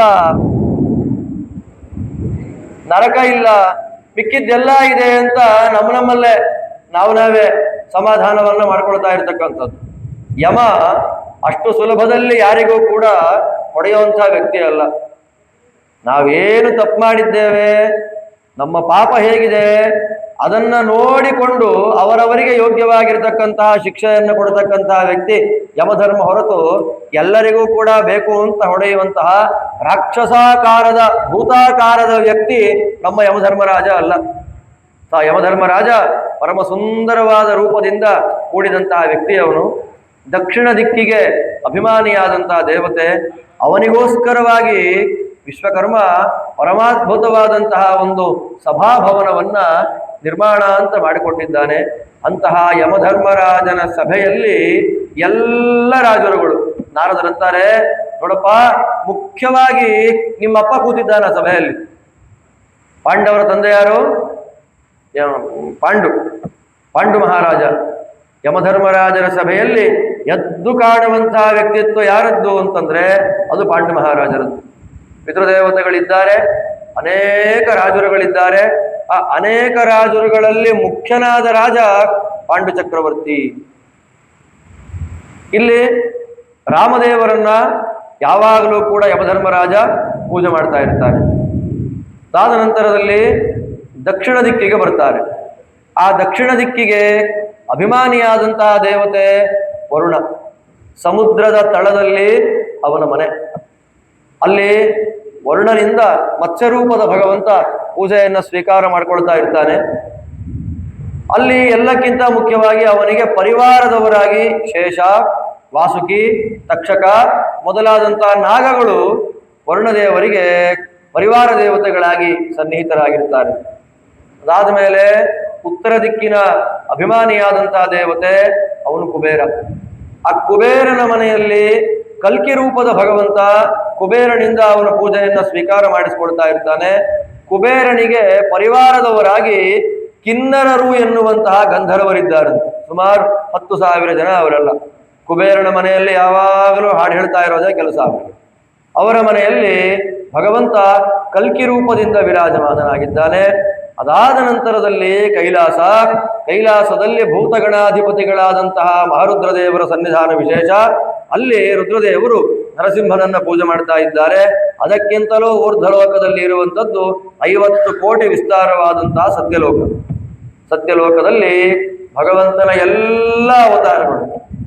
ಒಂದೊಂದು ಕಡೆಗಳಲ್ಲಿ ಒಂದೊಂದು ಅವತಾರಗಳನ್ನು ಆಯಾ ದೇವತೆಗಳು ಪೂಜೆ ಮಾಡಿದ್ರೆ, ಸತ್ಯಲೋಕದಲ್ಲಿ ಬ್ರಹ್ಮದೇವರ ಮನೆಯಲ್ಲಿ ಭಗವಂತನ ಎಲ್ಲ ಅವತಾರಗಳನ್ನ ಪ್ರಾದುರ್ಭಾವಾಶ್ಚ ನಿಖಿಲಾಹ ಬ್ರಹ್ಮಣೋಪಾಸಿತಾ ಸದಾ ಅಂತ ಹೇಳಿದ ಹಾಗೆ ಮತ್ಸ್ಯಾದಿ ಎಲ್ಲ ಅವತಾರಗಳನ್ನ ಬ್ರಹ್ಮದೇವರು ನಿತ್ಯದಲ್ಲಿ ಆರಾಧನೆ ಮಾಡ್ತಾ ಇರ್ತಾರೆ. ಅಂತ ಬ್ರಹ್ಮದೇವರ ಮನೆಯಲ್ಲಿ ಬ್ರಹ್ಮದೇವರಿಗೆ ಪರಿವಾರದವರಾಗಿ ನಿಂತಿರುವಂತಹ ಮಹಾನುಭಾವರು ಸಕಲ ವೇದಗಳಿಗೆ ಸಕಲ ಶಾಸ್ತ್ರಗಳಿಗೆ ಅಭಿಮಾನಿಗಳಾದಂತಹ ದೇವತೆಗಳು. ಅದಕ್ಕೂ ಮೇಲ್ಭಾಗದಲ್ಲಿ ಇರುವಂಥದ್ದು ಭಗವಂತನ ಲೋಕವಾದಂತಹ ವೈಕುಂಠ ಲೋಕ ಅಂತ ಸಂಕ್ಷಿಪ್ತವಾಗಿ ನಾರದ ಮಹಾಮುನಿಗಳು ಇಂದ್ರನ, ಯಮಧರ್ಮರಾಜನ, ವರುಣನ, ಕುಬೇರನ, ರುದ್ರನ, ಬ್ರಹ್ಮದೇವರ ಎಲ್ಲ ಲೋಕಗಳನ್ನು ನಿರೂಪಣೆ ಮಾಡಿ ಆದಮೇಲೆ ಪಾಂಡವಿಗೆ ಪ್ರಶ್ನೆ ಬಂತು. ಅಲ್ಲ ಸ್ವಾಮಿ, ಎಲ್ಲ ಲೋಕಗಳ ಬಗ್ಗೆ ನಿರೂಪಣೆ ಮಾಡಿ ಎಲ್ಲೆಲ್ಲಿ ಯಾರ್ಯಾರಿರ್ತಾರೆ ಪರಿವಾರದವರಾಗಿ ಅಂತ ಹೇಳಿದ್ರಿ, ಇಂದ್ರಲೋಕದಲ್ಲಿ ಹರಿಶ್ಚಂದ್ರ ಅಂತ ಒಬ್ಬ ರಾಜ ಮಾತ್ರ ಇದ್ದಾನೆ. ಹರಿಶ್ಚಂದ್ರ ಯಾಕಲ್ಲಿದ್ದಾನೆ? ಬೇರೆ ಯಾವ ರಾಜರು ಇಂದ್ರಲೋಕದಲ್ಲಿ ಇಲ್ಲವೇ ಇಲ್ಲ ಅಂತಂದ್ರಿ. ಹರಿಶ್ಚಂದ್ರ ಒಬ್ಬನೇ ಇದ್ದಾನೆ. ಹರಿಶ್ಚಂದ್ರ ಅಂಥ ಕೆಲಸವನ್ನ ಏನು ಮಾಡ್ದ? ಹರಿಶ್ಚಂದ್ರ ಯಾರು ಅಂತ ಕೇಳಿದ್ರೆ ಹರಿಶ್ಚಂದ್ರನ ಬಗ್ಗೆ ಸಂಕ್ಷಿಪ್ತವಾಗಿ ಪರಿಚಯ ಮಾಡ್ತಾರೆ. ಹರಿಶ್ಚಂದ್ರ ಯಾರು ಅಂತ ನಮಗೆಲ್ಲ ಗೊತ್ತು. ಯಾವುದೋ ಒಂದು ಸಿನಿಮಾ ಬೇರೆ ನೋಡ್ಬಿಟ್ಟಿದೀವಿ ನಾವು, ಹರಿಶ್ಚಂದ್ರ ಅನ್ನುವ ಸಿನಿಮಾ. ಅದ್ರ ಪಕ್ಕದಲ್ಲಿ ಒಂದು ಪ್ರಿಫಿಕ್ಸ್ ಬೇರೆ ಹಾಕ್ತಾರೆ. ಯಾವ ಹರಿಶ್ಚಂದ್ರ ಅವನು? ಸತ್ಯ ಹರಿಶ್ಚಂದ್ರ ಅಂತ ಅದಕ್ಕೆ ಒಂದು ಪ್ರಿಫಿಕ್ಸ್ ಬೇರೆ ಹಾಕಿ ಅಲ್ವಾ. ನಮ್ಮಲ್ಲೆಲ್ಲ ಇವಾಗ ಸಿನಿಮಾಗಳನ್ನು ಧಾರಾವಾಹಿಗಳನ್ನು ನೋಡೇ ಇತಿಹಾಸ ಪುರುಷರನ್ನ, ಮಹಾನುಭಾವರನ್ನ, ದೇವದೈತ್ಯರನ್ನ ಎಲ್ಲರ ಬಗ್ಗೆ ತಿಳ್ಕೊಳ್ಳೋದು ನಾವು. ಮಹಾಭಾರತ ಪ್ರವಚನ ಕೇಳ್ರಿ ಅಂದ್ರೆ ಯಾರು ಕೇಳ್ತಾರ ಹೋಗ್ರಿ ಅನ್ನೋದು. ಆ ಧಾರಾವಾಹಿಲ್ ನೋಡಿ ಆಂಜನೇಯ ಚಿಕ್ಕ ಹುಡುಗನಿಂದ ರಾಮನಿಗೆ ಫ್ರೆಂಡು ಅಂತ ಅಂದ್ಬಿಟ್ರೆ ಅಲ್ವಾ, ಛೋಟಾ ಭೀಮು ಆಂಜನೇಯ ಫ್ರೆಂಡು ಅಂತ ಕಥೆ ಬರೆದು ಬಿಡ್ತಾರೆ. ಓ ಹೌದಾ, ಮಕ್ಳು ಕೇಳ್ತಾರೆ ನಿಮ್ ರಾಮಾಯಣದಲ್ಲಿ ಛೋಟಾ ಭೀಮ್ ಇಲ್ವೇ ಇಲ್ವಲ್ಲ ಅಂತ. ನಾನು ಯಾರ ಮಗು ಕೇಳಿದಿಕ್ ನಾನು ಹೇಳ್ತಾ ಇರೋದಷ್ಟೇ. ಛೋಟಾ ಭೀಮ್ ಏನದ? ಛೋಟಾ ಭೀಮನ್ ಗಣೇಶ್, ಛೋಟಾ ಭೀಮೋರ್ ರಾಮ್, ಛೋಟಾ ಭೀಮೋರ್ ಭೀಮ್, 25 ಕಥೆಗಳು. ಮಕ್ಕಳಿಗೆ ಅದೇ ಆನಂದ. ಅಪ್ಪ ಅಮ್ಮನ ಕಥೆ ಗೊತ್ತಿರಲ್ಲ ಹೇಳಕ್ಕೆ ದೇವರದ್ದು. ಮಕ್ಕಳನ್ನ ಟಿವಿ ಮುಂದೆ ಕೂಡಿಸ್ತಾರೆ, ಅದನ್ನ ನೋಡೇ ಮಗು ಬೆಳೆಯುತ್ತೆ. ಏನ್ ಮಾಡುತ್ತೆ? ಅದರಿಂದ ಮಹಾನುಭಾವರ, ಜ್ಞಾನಿಗಳ, ಉತ್ತಮರ ಚರಿತ್ರೆಗಳನ್ನು ನಾವು ತಿಳ್ಕೊಳ್ಬೇಕಾದ್ರೆ ಮೂಲ ಗ್ರಂಥಗಳ ಮೂಲಕವೇ ನಾವು ತಿಳ್ಕೊಳ್ಬೇಕು. ಆ ಮೂಲ ಗ್ರಂಥಗಳ ಮೂಲಕವೇ ನಾವು ಚರಿತ್ರೆಗಳನ್ನ ತಿಳಿದುಕೊಳ್ಳುವಂತಹ ಪ್ರಯತ್ನವನ್ನ ಮಾಡಿದಾಗ ಮಾತ್ರ ಅವರ ಬಗ್ಗೆ ಸರಿಯಾದ ಪಿಕ್ಚರೈಸೇಷನ್ ಮಾಡ್ಕೊಳ್ಳಿಕ್ಕಾಗತ್ತೆ. ಅದರಂತೆ ಹರಿಶ್ಚಂದ್ರ ಅಂತ ಒಬ್ಬ ರಾಜ. ಆ ಹರಿಶ್ಚಂದ್ರ ಯಾರ ಮಗ ಅಂದ್ರೆ ತ್ರಿಶಂಕು ಅಂತ ಒಬ್ಬ ರಾಜ ಇದ್ದ, ಸತ್ಯವ್ರತ ಅಂತ ಅವನ ಹೆಸರು. ಆ ತ್ರಿಶಂಕು ಅನ್ನುವಂತಹ ರಾಜನ ಮಗನೇ ಹರಿಶ್ಚಂದ್ರ. ಅವನು ಅವರಪ್ಪನಿಂದ ರಾಜನಾದ. ವಿಶ್ವಾಮಿತ್ರರ ಆಪ್ತ ಶಿಷ್ಯ ತ್ರಿಶಂಕು. ಅವನ ಶಿಷ್ಯನೇ ವಿಶ್ವಾಮಿತ್ರ ಶಿಷ್ಯ ಹರಿಶ್ಚಂದ್ರ. ದೊಡ್ಡ ಯಾಗವನ್ನು ಮಾಡಿದ, ಅತ್ಯಂತ ಶ್ರೇಷ್ಠವಾದ ಒಂದು ಯಾಗವನ್ನು ಮಾಡಿದ. ಆ ಯಾಗಕ್ಕೆ ರಾಜಸೂಯ ಯಾಗ ಅಂತ ಹೆಸರು. ಎಲ್ಲ ರಾಜರುಗಳನ್ನ ಗೆದ್ದು ರಾಜಸೂಯ ಯಾಗವನ್ನು ಯಾರು ಮಾಡ್ತಾರೆ, ಅಂತಹ ರಾಜಸೂಯ ಯಾಗವನ್ನು ಮಾಡಿದಂತಹ ವ್ಯಕ್ತಿಗಳಿಗೆ ಮಾತ್ರ ಇಂದ್ರದೇವರ ಮನೆಯಲ್ಲಿ ವಾಸ ಅಂತ ಅನ್ನೋದಾಗುತ್ತೆ. ಆದ್ದರಿಂದ ಬೇರೆ ಯಾವ ರಾಜರುಗಳು ಇಂದ್ರನ ಮನೆಯಲ್ಲಿ ಇಲ್ಲ. ಯಾಕೆ ಅಂದ್ರೆ ಬೇರೆ ಯಾವ ರಾಜರುಗಳು ರಾಜಸೂಯ ಯಾಗವನ್ನು ಮಾಡಿಲ್ಲ. ರಾಜಸೂಯ ಯಾಗವನ್ನು ಮಾಡಿದ ಕಾರಣದಿಂದ ಹರಿಶ್ಚಂದ್ರ ಚಕ್ರವರ್ತಿಯಾಗಿ, ಸಾಮ್ರಾಟನಾಗಿ ಇಂದ್ರನ ಮನೆಯಲ್ಲಿದ್ದಾನೆ. ಮತ್ತು ನಮ್ಮಪ್ಪ ಏನಕ್ಕಿಲ್ಲ? ನಮ್ಮಪ್ಪನನ್ನ ಯಮನ ಮನೆಯಲ್ಲಿ ಕೂತಿದ್ದಾನೆ ಅಂದ್ರಿ. ಯಮನ ಮನೆ ಏನು ಸಾಮಾನ್ಯ ಚಿಕ್ಕ ಮನೆ ಅಲ್ಲ. ಅಲ್ಲಿ ಯಾಕೆ ಕೂತಿದ್ದಾನೆ ಅಂದ್ರೆ ನಿಮ್ಮಪ್ಪ ರಾಜಸೂಯ ಯಾಗ ಮಾಡಿಲ್ಲ, ಅದಕ್ಕೆ ಅಲ್ಲಿ ಕೂತಿದ್ದಾನೆ. ನಮ್ಮಪ್ಪ ಮಹಾಪರಾಕ್ರಮಿ. ಅವತ್ತಿನ ಕಾಲದಲ್ಲಿ ರಾಜಸೂಯ ಯಾಗವನ್ನ ಯಾಕೆ ಮಾಡಲಿಲ್ಲ ನಮ್ಮಪ್ಪ ಅಂತ ಕೇಳೋದಕ್ಕೆ ನಾರದರಂತಾರೆ, ನಿಮ್ಮಪ್ಪನಿಗೆ ಶಾಪ ಅಪ್ಪ. ಮಳೆ ಬರ್ತಾ ಇರೋದು ಇದು. ನಿಮ್ಮಪ್ಪನಿಗೆ ಶಾಪ ಕಣಪ್ಪ. ನಿಮ್ಮಪ್ಪ ದೇವಾಂಶ. 49 ಮರುತ್ತುಗಳಲ್ಲಿ ಪರಾವಹ ಅಂತ ಒಬ್ಬ ಮರುದ್ದೇವತೆ. ಆ ಪರಾವಹ ಮರುದ್ದೇವತೆ ಅಂಶನೇ ನಿಮ್ಮಪ್ಪ ಪಾಂಡು.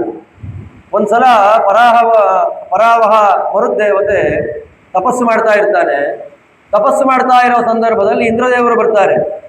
ಇಂದ್ರದೇವರು ಬಂದಾಗ ಇಂದ್ರದೇವರಿಗೆ ಯಾವ ರೀತಿಯಾದ ಮರ್ಯಾದೆಯನ್ನ ಕೊಡಬೇಕೋ ಆ ಮರ್ಯಾದೆಯನ್ನ ಅವರು ಕೊಡಲ್ಲ. ಅವಾಗ ಇಂದ್ರದೇವರು ಸಿಟ್ಟು ಮಾಡಿಕೊಂಡು ಶಾಪ ಕೊಡ್ತಾರೆ, ನೋಡಪ್ಪ ನನಗೆ ಕೊಡಬೇಕಾದ ಮರ್ಯಾದೆ ನೀನು ಕೊಟ್ಟಿಲ್ಲ, ಆದ್ದರಿಂದ ಮನುಷ್ಯನಾಗಿ ಹುಟ್ಟಿ ಅಲ್ಲಿ ಯಮಲೋಕದಲ್ಲಿ ವಾಸ ಮಾಡು, ನಿನಗಿಂತ ಹರಿಶ್ಚಂದ್ರ ಉತ್ತಮನಾಗಿ ಬರಲಿ ಅಂತ ಹೇಳಿ ಅವನು ನಿರೂಪಣೆಯನ್ನು ಮಾಡಿ, ಇಂದ್ರದೇವರ ಶಾಪ ಇರೋದ್ರಿಂದ ನಿಮ್ಮಪ್ಪ ಅವನು ಇಂದ್ರಲೋಕದಲ್ಲಿ ವಾಸ ಮಾಡ್ತಾ ಇಲ್ಲ ಅಂತ. ಅವಚನ ಮುಗಿಸ್ಬಿಡ್ಲಾ? ಬೇಗ ಮುಗಿಸ್ಬಿಡ್ಲಾ?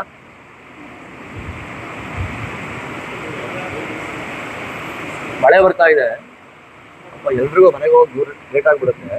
ನಾನು 5 ನಿಮಿಷ ಪ್ರವಚನ ಮುಗಿಸ್ಬಿಡ್ಲಾ? ಬೇಗ ಮುಗಿಸ್ಬಿಡ್ತೀನಿ, ಲೇಟ್ ಆಗಿದಷ್ಟು ಮನೆಗೆ ಹೋಗಿ ಲೇಟ್ ಆಗುತ್ತೆ. ಮಳೆ ಬರುತ್ತೆ 10 ನಿಮಿಷ ಮಾಡ್ತೀನಿ. 7:30 ತನಕ ಅಪ್ಪ ಸುಮ್ಮನೆ ಜೋರ ಆಗ್ಬಿಟ್ರೆ ಇನ್ನೂ ಜೋರ ಆಗ್ಬಿಟ್ರೆ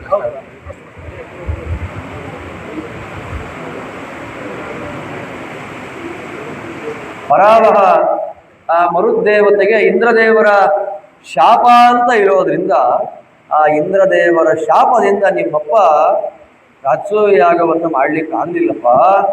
ಆದ್ರೆ ಅವನು ಹೇಳಿದ್ದಾನೆ, ನೀನು ಹರಿಶ್ಚಂದ್ರನಿಗಿಂತ ಉತ್ತಮ ಸ್ಥಾನದಲ್ಲಿ, ಹರಿಶ್ಚಂದ್ರನಿಗಿಂತ ದೊಡ್ಡವನಾಗಿ ಇಂದ್ರದೇವರ ಮನೆಯಲ್ಲಿ ನೀನು ವಿರಾಜಮಾನನಾಗಬೇಕು ಅಂತಂದ್ರೆ ನಿನ್ನ ಮಕ್ಕಳು ಬಹಳ ಕಷ್ಟವಾದಂತಹ ಮಹಾಪ್ರಯತ್ನ ಪಟ್ಟು ಮಾಡಬೇಕಾದಂತಹ ರಾಜಸೂಯ ಯಾಗವನ್ನ ನಿನ್ನ ಮಕ್ಕಳು ಮಾಡಿದರೆ ಆ ನಿನ್ನ ಮಕ್ಕಳ ಪುಣ್ಯದಿಂದ ಹರಿಶ್ಚಂದ್ರನಿಗಿಂತ ಉತ್ತಮನಾಗಿ ಪಾಂಡು ಮಹಾರಾಜ ಸ್ವರ್ಗದಲ್ಲಿ ಕೂಡ್ತಾನೆ ಅಂತ ನಾರದರು ಹೇಳಿದ ಮೇಲೆ ಧರ್ಮರಾಜನಿಗೆ ಆಸೆ ಬಂತು.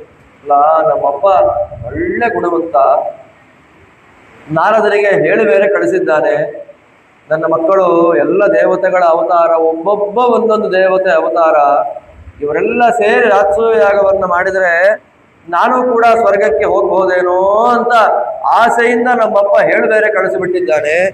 ನನಗೂ ಕೂಡ ರಾಜಸೂಯ ಯಾಗವನ್ನು ಮಾಡಬೇಕು ಅಂತ ಆಸೆ ಇದೆ, ನಾರದರೆ ಆಶೀರ್ವಾದ ಮಾಡಿ ಅಂತ ನಾರದರನ್ನ ಪ್ರಾರ್ಥನೆ ಮಾಡಿದ್ದಕ್ಕೆ ನಾರದರಂತಾರೆ, ಒಳ್ಳೇದಾಗ್ಲಪ್ಪ, ಭೀಮಾರ್ಜುನ ನಕುಲ ಸಹದೇವರ ಸಹಕಾರದಿಂದ ಎಲ್ಲ ದಿಗ್ವಿಜಯವನ್ನ ಮಾಡಿ ಸಂಪತ್ತನ್ನ ತಂದು ರಾಜಸೂಯ ಯಾಗವನ್ನ ವೈಭವದಿಂದ ಮಾಡು, ನಮ್ಮನ್ನು ಕರಿ ಊಟಕ್ಕೆ ಬರ್ತೇವೆ, ದೇವರ ದರ್ಶನ ಮಾಡ್ತೀವಿ ಅಂತ ಹೇಳಿ ಧರ್ಮರಾಜನಿಗೆ ಆಶೀರ್ವಾದವನ್ನ ಮಾಡಿ ದ್ವಾರಕೆಗೆ ಬಂದುಬಿಟ್ರು. ಮೀಟಿಂಗ್ ಮಾಡ್ತಾನೆ ಧರ್ಮರಾಜ, ರಾಜಸೂಯ ಯಾಗ ಮಾಡಲಿಲ್ಲ ಅಂದ್ರೆ ನಮ್ಮಪ್ಪನಿಗೆ ಉತ್ತಮ ಗತಿ ಇಲ್ಲ ಅಂತ ಗೊತ್ತಾಯ್ತು. ಗೊತ್ತಾದ ಮೇಲೂ ಮಾಡಲಿಲ್ಲ ಅಂದ್ರೆ ಮಹಾಪರಾಧ ಆಗ್ಬಿಡುತ್ತೆ. ಏನೋ ಗೊತ್ತಿಲ್ಲ ಏನಾಗಿದೆ ಅನ್ಕೊಂಡ್ರೆ ಬೇರೆ, ಗೊತ್ತಾಗಿದೆ ನಮ್ಮಪ್ಪನಿಗೆ ನಾವೆಲ್ಲ ಈ ಯಾಗವನ್ನ ಮಾಡಿ ನನ್ನನ್ನ ಹರಿಶ್ಚಂದ್ರನಿಗಿಂತ ಉತ್ತಮನನ್ನಾಗಿ ಮಾಡಬೇಕು, ಮಾಡ್ತಾರೆ ಅನ್ನೋ ಆಸೆ ಇದೆ ಅಂತ ಗೊತ್ತಾಗಿದೆ ನಮ್ಮಪ್ಪನಿಗೆ, ಹೇಳಿ ಬೇರೆ ಕಳಿಸಿದ್ದ ನಾರದರಿಂದ. ಆದ್ದರಿಂದ ರಾಜಸೂಯ ಯಾಗವನ್ನ ಮಾಡಲೇಬೇಕಲ್ಲ, ಬೇರೆ ಮಾರ್ಗ ಇಲ್ಲ ಅಂತ ಬಂಧುಗಳನ್ನೆಲ್ಲರನ್ನ ಒಪಿನಿಯನ್ ಕೇಳ್ತಾನೆ. ಎಲ್ಲ ಹೇಳಿದ್ರು, ಮಾಡಯ್ಯ, ನೀನಲ್ದೆ ಇನ್ಯಾರು ಮಾಡ್ತಾರೆ, ನಿನಗೆ ಭೀಮ ಇದ್ದಾನೆ, ಅರ್ಜುನ ಇದ್ದಾನೆ, ಸಪೋರ್ಟರ್ಸ್ ಆಗಿ ನಾವೆಲ್ಲ ಇದ್ದೇವೆ, ಇಂದ್ರಪ್ರಸ್ಥ ರಾಜ್ಯ ಬಂದಿದೆ, ಮಯಸಭಾ ಬಂದಿದೆ, ಸಂಪತ್ತಿದೆ, ನೀನು ಹೇಳ್ದ ಹಾಗೆ ಬೇಕಾದಷ್ಟು ರಾಜಾಧಿರಾಜರೆಲ್ಲ ಕೇಳ್ತಾರೆ, ಆದ್ದರಿಂದ ನೀನು ರಾಜಸೂಯ ಯಾಗವನ್ನು ಮಾಡಿಬಿಡು. ಅವಾಗ ಆಲೋಚನೆ ಮಾಡ್ದ, ನಾವು ಮಾಡಬೇಕು ಅಂದ್ಕೊಂಡ ಕೆಲಸಗಳಿಗೆಲ್ಲ ಕೆಲವರು ಓಕೆ ಓಕೆ ಓಕೆ ಅಂತ ಇರ್ತಾರೆ. ಯಾಕೆ ಓಕೆ ಅಂತಾರೆ ಅಂತಂದ್ರೆ ಅದು ಮಾಡೋದ್ರಿಂದ ಅವನು ಹಾಳಾಗ್ತಾನೆ ಅಂತ ಗೊತ್ತಿರುತ್ತೆ, ಅವನು ಕೆಳಗೆ ಬೀಳ್ಲಿ, ಬಿದ್ದ ಮೇಲೆ ನಾವು ಆಡ್ಕೊಂಡು ನಕ್ಕು ಬಿಡೋಣ ಅಂತ ನೀನು ಮಾಡಯ್ಯ ಓಕೆ ಅನ್ನೋರು ಕೆಲವರು ಇರ್ತಾರೆ. ಮತ್ತೆ ಕೆಲವರು ಓಕೆ ನೀನು ಮಾಡು ಅಂತ ಹೇಳ್ತಾರೆ, ಏನಾದ್ರೂ ಒಂದು ನನಗೆ ಬರುತ್ತೆ ಲಾಭ ಅದರಿಂದ ಅಂತ. ಆದ್ರೆ ಇರುವ ವಿಷಯವನ್ನ ಇದ್ದ ಹಾಗೆ ಹೇಳಿ ನೆಗೆಟಿವ್ಸ್ ಅಂಡ್ ಪಾಸಿಟಿವ್ಸ್ ಅನ್ನ ಹೇಳಿ ಈ ಕೆಲಸ ಮಾಡಬೇಕೋ ಮಾಡಬಾರ್ದು ಅಂತ ಉಪದೇಶ ಮಾಡುವಂಥವ್ರು ತುಂಬಾ ಕಡಿಮೆ. ಧರ್ಮರಾಜ ಆಲೋಚನೆ ಮಾಡಿಕೊಂಡ, ಯಾರನ್ನ ನಾನು ಒಪಿನಿಯನ್ ಕೇಳಿದ್ರೆ ಇರುವ ವಿಷಯವನ್ನ ಇದ್ದ ಹಾಗೆ ನಿರೂಪಣೆ ಮಾಡ್ತಾನೆ ಅಂಥವನು ಒಬ್ಬನೇ ಇರೋದು ಕೃಷ್ಣ. ನಾನು ಕೃಷ್ಣನ್ ಕರೀತೇನೆ. ಈಗಿನ್ನೂ 1 ತಿಂಗಳಾಗಿದೆ ಕೃಷ್ಣ ಹೋಗಿ ಧಾರಾವತಿಗೆ, 2 ವರ್ಷ ಇಲ್ಲೇ ಇದ್ದ. ಆಗಲೇ ಮತ್ತೆ ಕೃಷ್ಣನ್ನ ಕರೆಸೋ ಪ್ಲಾನ್ ಮಾಡಿ ಇಂದ್ರಸೇನ ಅನ್ನುವಂತಹ ಒಬ್ಬ ದೂತನನ್ನ ಕಳಿಸ್ತಾನೆ ಧಾರಾವತಿ. ಇದೇ ಟೈಮಲ್ಲೇ 22,800 ರಾಜರುಗಳು ಕೃಷ್ಣದೇವರಲ್ಲಿ ಬಂದು ಪ್ರಾರ್ಥನೆ ಮಾಡ್ತಾರೆ. 22,800 ಪುಡಿರಾಜರುಗಳು ಏನ್ ಪ್ರಾರ್ಥನೆ ಮಾಡ್ತಾರೆ? ಸ್ವಾಮಿ, ಬೃಹದ್ರಥ ಅಂತ ಒಬ್ಬ ರಾಜ ಇದ್ದಾನೆ. ಆ ಬೃಹದ್ರಥ ರಾಜನ ಮಗ ಜರಾಸಂಧ ಅಂತ ಒಬ್ಬ ಇದ್ದಾನೆ. ಆ ಜರಾಸಂಧ ಶಿವನಿಗೆ ಪ್ರೀತಿಯಾಗಬೇಕು ಅಂತ ಒಂದು ಯಾಗವನ್ನ ಮಾಡಬೇಕು ಅಂತ ಅಂದ್ಕೊಂಡಿದ್ದಾನೆ. ಆ ಯಾಗಕ್ಕೆ ಪಶುಗಳನ್ನ ಬಲಿ ಕೊಡಬೇಕು ಅಂದ್ಕೊಂಡಿದ್ದಾನೆ. ಆ ಪಶುಗಳು ಬೇರೆ ಯಾರು ಅಲ್ಲ, ನಮ್ಮೆಲ್ಲರ ಮಕ್ಕಳು. 22,800 ರಾಜಕುಮಾರರುಗಳನ್ನ ಬಲಿ ಕೊಟ್ಟು ಪುರುಷ ಮೇಧ ಅನ್ನುವಂತಹ ಒಂದು ಯಾಗವನ್ನ ಮಾಡಬೇಕು ಅಂತ ಸಂಕಲ್ಪವನ್ನ ಮಾಡಿಕೊಂಡಿದ್ದಾನೆ. ಆದ್ದರಿಂದ ಏನಾದ್ರೂ ಮಾಡಿ ಜರಾಸಂಧನನ್ನ ಸಂಹಾರ ಮಾಡಿ ನಮ್ಮೆಲ್ಲರ ಮಕ್ಕಳನ್ನ ಉಳಿಸಿ ಆ ಮೂಲಕ ರಾಜ್ಯವನ್ನ ಕಾಪಾಡಬೇಕು ಅಂತ ಅವರೆಲ್ಲ ಪ್ರಾರ್ಥನೆ ಮಾಡ್ಲಿಕ್ಕೆ ಬಂದ್ರು. ಒಂದು ನಿಯೋಗ ಕೃಷ್ಣದೇವರನ್ನ ಭೇಟಿ ಮಾಡಬೇಕು ಅಂತ ಬಂತು. ಅವರಿಗೆಲ್ಲ ಹಾಗೆ ಆಗಲಿ ಅಂತ ಭಗವಂತ ಅಭಯವನ್ನ ಕೊಟ್ಟಿದ್ದ. ಅಭಯವನ್ನ ಅವರೆಲ್ಲರಿಗೂ ಕೊಟ್ಟು ಕೃಷ್ಣ ಏನ್ ಮಾಡ್ತಾನೆ, ಇನ್ನೇನು ಪಾಂಡವರ ಹತ್ತಿರಕ್ಕೆ ಮಾತಾಡಬೇಕು ಈ ವಿಷಯವಾಗಿ ಅಂತ ಆಲೋಚನೆ ಮಾಡುವಾಗ ಇಂದ್ರಸೇನೆ ಎದುರಿಗೆ ಬಂತು. ಸ್ವಾಮಿ, ಧರ್ಮರಾಜನ ನೋಡಬೇಕು ಅಂತ ಅಂದ್ಕೊಂಡಿದ್ದಾನೆ, ದಯಮಾಡಿ ಧಾರಾವತಿಯಿಂದ ಹಸ್ತಿನ ಇಂದ್ರಪ್ರಸ್ಥಕ್ಕೆ ಬರಬೇಕು ಅಂತ ಅಂದ್ಕೊಂಡಾಗ ಪ್ರಾರ್ಥನೆ ಮಾಡಿದ ಕೃಷ್ಣ. ಅನ್ಕೊಂಡ, ಅಪ್ಪ, ಅಣ್ಣ, ಹೆಂಡತಿ, ತಪ್ಪು ತಿಳ್ಕೊಳ್ಬೇಡಿ, ನನಗೆ ಇನ್ನೊಂದು ಅರ್ಜೆಂಟ್ ಕೆಲಸ ಬಂದಿದೆ. ಅವರಂದ್ರು, ಸ್ವಾಮಿ, 2.5 ವರ್ಷ, 3 ವರ್ಷ, 4 ವರ್ಷ ಅಲ್ಲೇ ಇರ್ತೀಯ, ಎಲ್ಲೋ ಒಂದು 2-3 ದಿನ ಮಾತ್ರ ನಮ್ಮನೆಗೆ ಬರ್ತೀಯ, ಹೆಂಡತಿ ಮಕ್ಕಳಿಗೆ ಮುಖ ತೋರಿಸ್ತೆ ಮತ್ತೆ ಓಡ್ ಹೋಗ್ತಿ. ನಿನಗೆ ಪಾಂಡವರು ಅಂದ್ರೆ ಅಷ್ಟು ಪ್ರೀತಿ, ನಾವು ತಡಿಲಿಕ್ಕೆ ಆಗೋದಿಲ್ಲ, ಹೊರಟು ಬಿಡು. ರುಕ್ಮಿಣೀ ದೇವಿಯ, ಸತ್ಯಭಾಮಾದೇವಿಯ, ಬಲರಾಮನನ್ನ, ಅದಾದ ಮೇಲೆ ವಸುದೇವನನ್ನ ಎಲ್ಲರನ್ನು ಕೇಳಿ ಅವರ ಆದೇಶದಂತೆ ಭಗವಂತ ಬಂದ. ಅವನು ಬಂದ ಮೇಲೆ ಧರ್ಮರಾಜನಿಗೆ ಬಲ ಬಂದಾಗಾಯ್ತು. ಕೃಷ್ಣದೇವರನ್ನ ಸ್ವಾಗತ ಮಾಡ್ತಾರೆ. ಸ್ವಾಗತ ಮಾಡಿ ಕೇಳ್ತಾರೆ, ಸ್ವಾಮಿ, ನಮ್ಮವರೆಲ್ಲ ನಾನು ಏನು ಕೆಲಸ ಮಾಡಬೇಕು ಅಂದ್ಕೊಂಡಿದ್ದೀನೋ ಆ ಕೆಲಸಕ್ಕೆಲ್ಲ ಓಕೆ ಮಾಡು, ಓಕೆ ಮಾಡು, ಓಕೆ ಮಾಡು ಅಂತ ಹೇಳ್ತಾ ಇದ್ದಾರೆ. ನನಗೆ ಯಾರ ಮೇಲೂ ಪೂರ್ಣವಾಗಿ ನಂಬಿಕೆ ಇಲ್ಲ. ಯಾಕೆ ಅಂತಂದ್ರೆ ನನಗವರು ಫೇವರ್ ಆಗಿ ಮಾತಾಡಿದ್ರೆ ಮಾತ್ರ ನಾನು ಅವರಿಗೆ ಫೇವರ್ ಮಾಡ್ತೀನಿ ಅನ್ನೋ ಆಸೆಯಿಂದ ನನಗೆ ನಾನು ಅಂದ್ಕೊಂಡಿದ್ದೆಲ್ಲ ಒಳ್ಳೇದು ಅಂತ ಹೇಳ್ತಾ ಇದ್ದಾರೆ. ಕೃಷ್ಣ, ಈ ರಾಜಸೂಯ ಯಾಗವನ್ನ ನಾನು ಮಾಡಬಹುದಾ? ಮಾಡೋದ್ರಿಂದ ನನಗೇನು ಪ್ರಾಬ್ಲಮ್ ಆಗೋದಿಲ್ವಾ? ನನಗಾ ಯೋಗ್ಯತೆ ಇದೆಯಾ? ನನಗಾ ಶಕ್ತಿ ಸಾಮರ್ಥ್ಯಗಳಿದೆಯಾ? ಆ ದೊಡ್ಡ ಯಾಗವನ್ನ ಮಾಡಬೇಕು ಅಂದುಕೊಂಡ್ರೆ ಬೇಕಾದಂತಹ ಸಂಪತ್ತನ್ನ ಕಲೆಕ್ಟ್ ಮಾಡುವಂತಹ ಯೋಗ್ಯತೆ, ಅರ್ಹತೆ ನನಗಿದೆಯಾ ಅಂತ ಕೇಳಿದ್ದಕ್ಕೆ ಕೃಷ್ಣ ಆಲೋಚನೆ ಮಾಡ್ತಾನೆ. ರಾಜಸೂಯ ಯಾಗ ಅನ್ನೋದು ಶ್ರೇಷ್ಠವಾದ ಯಾಗ. ಆ ರಾಜಸೂಯ ಯಾಗವನ್ನ ಪೂರ್ಣಾಹುತಿ ಮಾಡಿ ಅವಭೃತ ಸ್ನಾನವನ್ನ ಮಾಡಿಬಿಟ್ರೆ ಅವರಿಗೆ ಬರುವಂತಹ ಫಲ ಬ್ರಹ್ಮದೇವರ ಪದವಿ. ಧರ್ಮರಾಜ ಯಮನ ಅವತಾರ, ಅವನು ಬ್ರಹ್ಮ ಆಗಿಲ್ಲ. ಪಾಂಡವರಲ್ಲಿ ಬ್ರಹ್ಮ ಪದವಿಗೆ ಹೋಗಲಿಕ್ಕೆ ಯೋಗ್ಯನಾಗಿರ್ತಕ್ಕಂತಹ ವ್ಯಕ್ತಿ ಯಾರು ಅಂದ್ರೆ ಭೀಮ ಒಬ್ಬನೇ. ಆದ್ರೆ ಭೀಮ ಯಜಮಾನ ಆಗೋ ಹಾಗಿಲ್ಲ. ಅಣ್ಣ ಧರ್ಮರಾಜ ಆದ್ದರಿಂದ ಯಜಮಾನನಾಗಿ ಕೂಡಬೇಕಾದವನು ಅವನೇ, ಭೀಮ ಅಲ್ಲ. ಅದಕ್ಕೆ ಆಲೋಚನೆ ಮಾಡಿದ, ರಾಜಸೂಯ ಯಾಗವನ್ನ ಮಾಡೋದ್ರಿಂದ ಏನು ಫಲ ಬರುತ್ತೆ ಅದೇ ರೀತಿಯಾದ ಫಲ ಇನ್ನೊಂದು ಕೆಲಸವನ್ನ ಮಾಡೋದ್ರಿಂದ ಬರಬೇಕು.